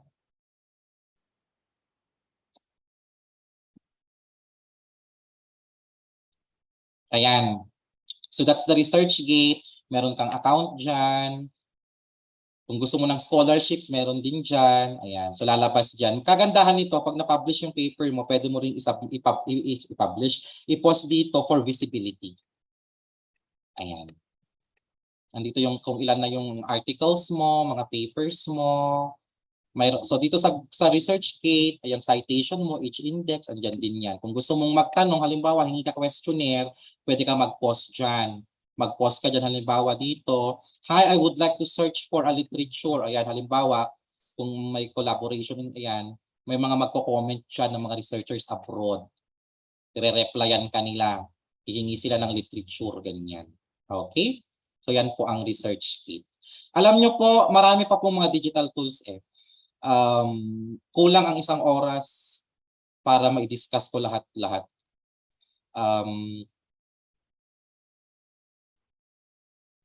Siguro dapat 2 araw, 1 araw for this one. Pero again, I would like to thank the organizer of this one. Thank you so much for inviting me to share my insights, knowledge, tips for research publication. And I hope that we can collaborate soon. Let's have a collaboration. Let's partner in the conduct of research. My focus is on teacher education and in social sciences. So once again, thank you so much. Thank you so much, Dr. Tindowen, for sharing your expertise with us. Very informative and relevant discussion this afternoon. For the information of everybody, we will cater to as many questions as possible depending on the availability of our time. We will select questions raised by our participants here in Zoom. And to those who will be tapped to ask questions, I would like you to introduce yourself first, the institution where you are affiliated with, and your question. Dr. Tindowen, I think we have a question here in our chat box. Ano nga yung tip, sir, if sa Scopus mag-publish? Saan nga ulit mag-start, sir? Yeah, if you are new in the Scopus publication, we start with publishing your paper in Q4. Q4 muna. Wag muna tayo sa Q1. Sa Q4 muna tayo. So i-click nyo dun sa Scopus, makikita nyo yung Q1, 2, 3, 4. Click nyo lang yung Q4 para ang mga lumabas na mga papers ay mga lumabas na journals ay under Q4. Okay? Thank you so much, sir. A message coming from Natividad, Ma'am Natividad de la Torre. Wow, ang galing talaga kapag naka-IMRAD na ang thesis or dissertation. I salute for it. Yeah, I think din to eh. Mas mahirap ng konti si IMRAD compared sa chaptering. Pero ang kagandahan kasi ni IMRAD, hindi siya time consuming. Kasi at least when you already have the paper and you being the advisor of that paper of the student, you can already format that based on the format of the publisher. Hindi na siya yung buong paper. Kasi lalo na yung results and discussion. Pag naka-IMRAD na siya, journal type na talaga yung format nung paper ng mga students natin. So hoping na mag-IMRAD na tayo. Now if you are, for example, not yet familiar with the IMRAD, we can help you to discuss the concept of IMRAD. Thank you so much, Doc. From Ma'am Ibora, thank you so much, sir, for a very informative discussion or presentation. And from Ma'am Musico, thank you so much. I am amazed by how young our speakers, yet so competent in this area. Sana meron po round 2 yung topic niyo po daw po, sir. Yeah, siguro if we will be having a round 2, maybe I can discuss on Scopus publication. Kasi doon na ang direction natin eh. 'Di ba? Wag na tayo doon sa mga sa mga basic. Yes. So anyone who would like to ask questions via Zoom? Okay, may I ask, sir? Yes, ma'am. Yes, ma'am. Go ahead po. I am Elena Lozano from CNU. So I understand, sir, your expertise is on education and social sciences. Can you also have some input, sir, on sciences like chemistry, physics, technology? Actually po, the applied sciences, sila ang may pinakamaraming Scopus journals. Malungkot kami sa social sciences kasi kunti lang ang mga publishers under social sciences. Yun yung pinapan namin sa CHED. Kasi punong-puno po tayo, ang dami pong mga journals on sciences.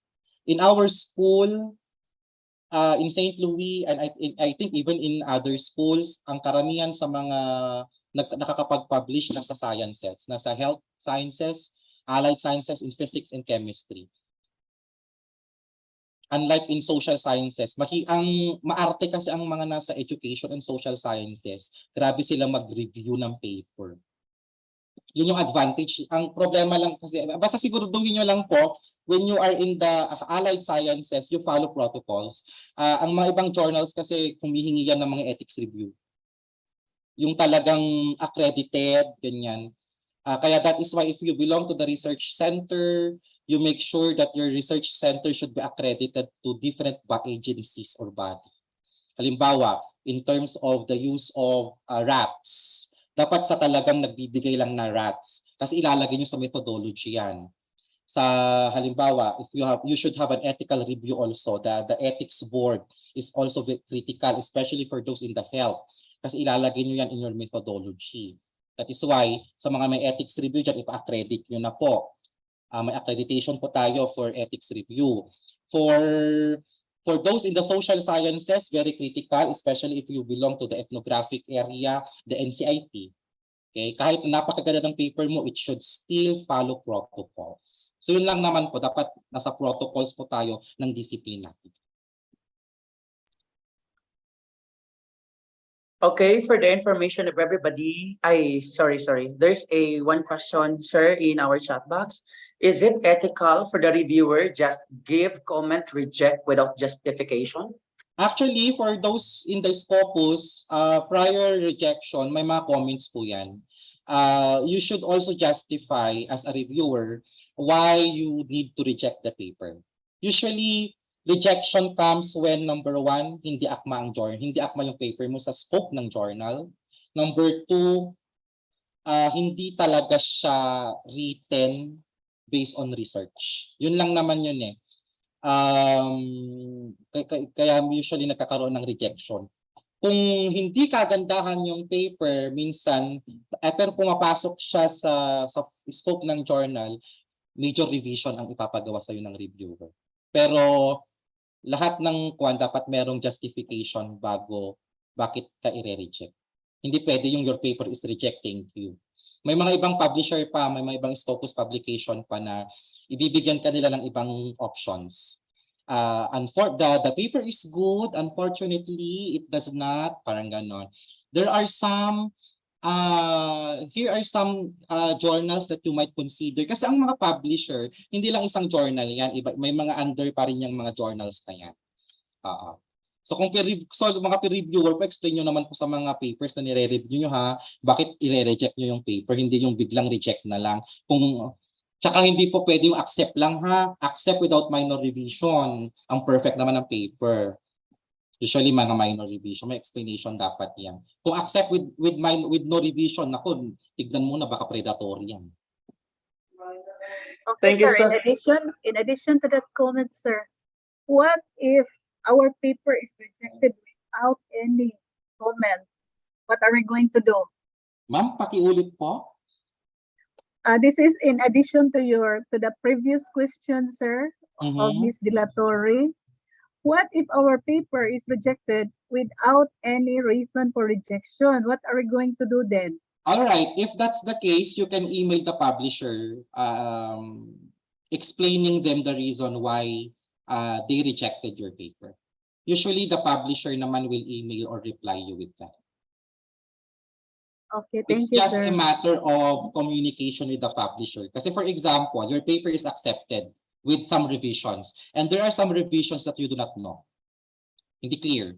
You can email or write the publisher so that ma-ask mo ano yung gustong sabihin ng reviewer na ito. Hindi ko po maintindihan. Magre-reply at magre-reply po yung mga yan. Thank you so much, Dr. Tindowen and Ma'am Elena Lozano. I think we don't have enough time to entertain some questions. My dear participants, we will try to reply to some of your queries raised after the end of this session. All of the researchers, whether academics or students, may benefit greatly from the digital tools you previously presented, Dr. Tindowen. You actually provide all ambitious researchers vitality and the right way. Thank you so much, Dr. Tindowen, for your passion and dedication in sharing your knowledge and expertise with us. May you be blessed by the Lord Almighty for your dedication to your work.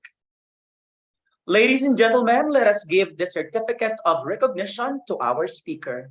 The certificate reads, ICBR Incorporated, or International Congress of Innovation-Based Educators and Researchers Incorporated, awards this certificate of recognition to Dr. Darin Tindowen for imparting his invaluable time, resources, and expertise as resource speaker on the topic Digital Tools in Conducting Research during the conduct of the National Research Conference on Education, Series 2, with the theme Gearing Research Towards Sustainable Development in Education, accorded this 25th day of February 2023 via Zoom video conferencing.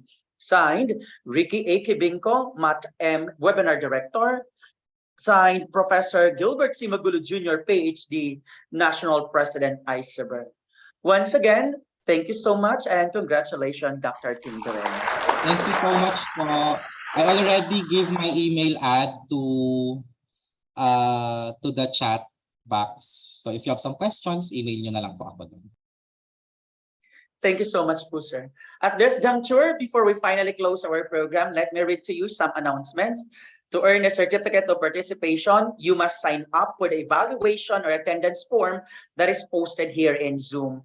The certificate of participation is available 3 days after the event. Paid participant who didn't receive their certificate of participation within 3 days, you may email to centuryeducators1920@gmail.com, or you may personally message us on our mobile numbers 0909-812-3190 or 0916-216-5221. To our participants who applied for membership, the amount of 180 will be added for the LBC delivery. In case the applicant wishes to get the original documents, membership for at least 3 organizations is free of LBC delivery charge. We will follow the mailing address stated in your registration form, or you can email us for your preferred mailing address. And we are also encouraging our participants to attend other virtual events sponsored by our affiliated organization. Tomorrow, once again, February 26, 2023, from 10 o'clock in the morning up to 12 noon, the ASEAN Society of Researchers, Educators, and Inventors Incorporated, in cooperation with Social Science Student Society. We will have Dr. Gilbert C. Magulo Jr., University Director for Knowledge Management, Cagayan State University, Cagayan. Kindly check at our official social media page and channel for details. See you at the next gathering sponsored by ICBR Incorporated and all the other affiliated professional organizations.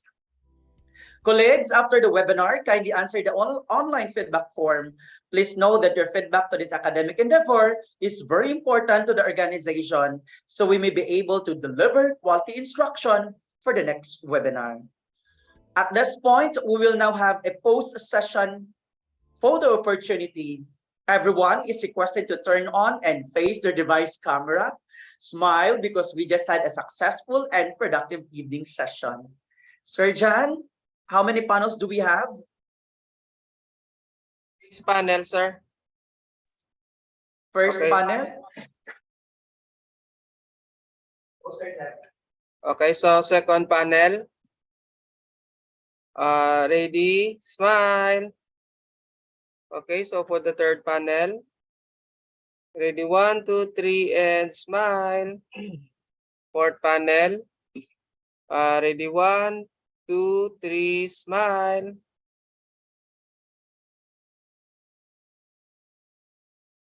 Okay, for the fifth panel. Ready, 1, 2, 3, and smile. And last panel, ready, 1, 2, 3, smile.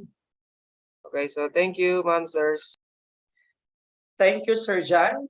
Allow me to express my gratitude on behalf of the International Congress of Innovation-Based Educators and Researchers Incorporated, or ICBR, to the following valued individuals whose unending support and expertise have made this learning endeavor in trying time very possible and successful. Our heartfelt appreciation to Dr. Darin Tindowen, Head Center for Social Innovation, Local Knowledge, and Educational Research, University of St. Louis, Tuguegarao. To our virtual conference director, Mr. Ricky A. Kibinko. To the National President of ICIBER, Dr. Gilbert C. Magulo Jr., officers, working committees, especially to the technical team, and to those people who shared their precious moment in time to make this webinar possible. This has been your moderator, Joven Siagunda, signing off. Once again, good evening.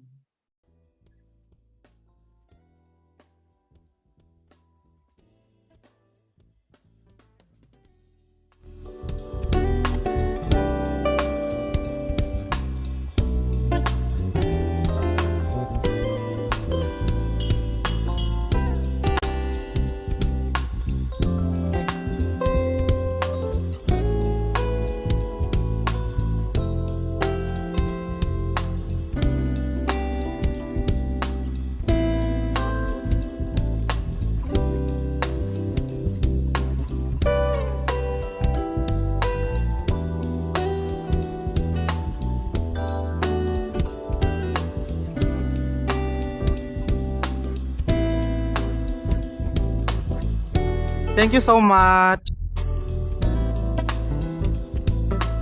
Welcome po, sir.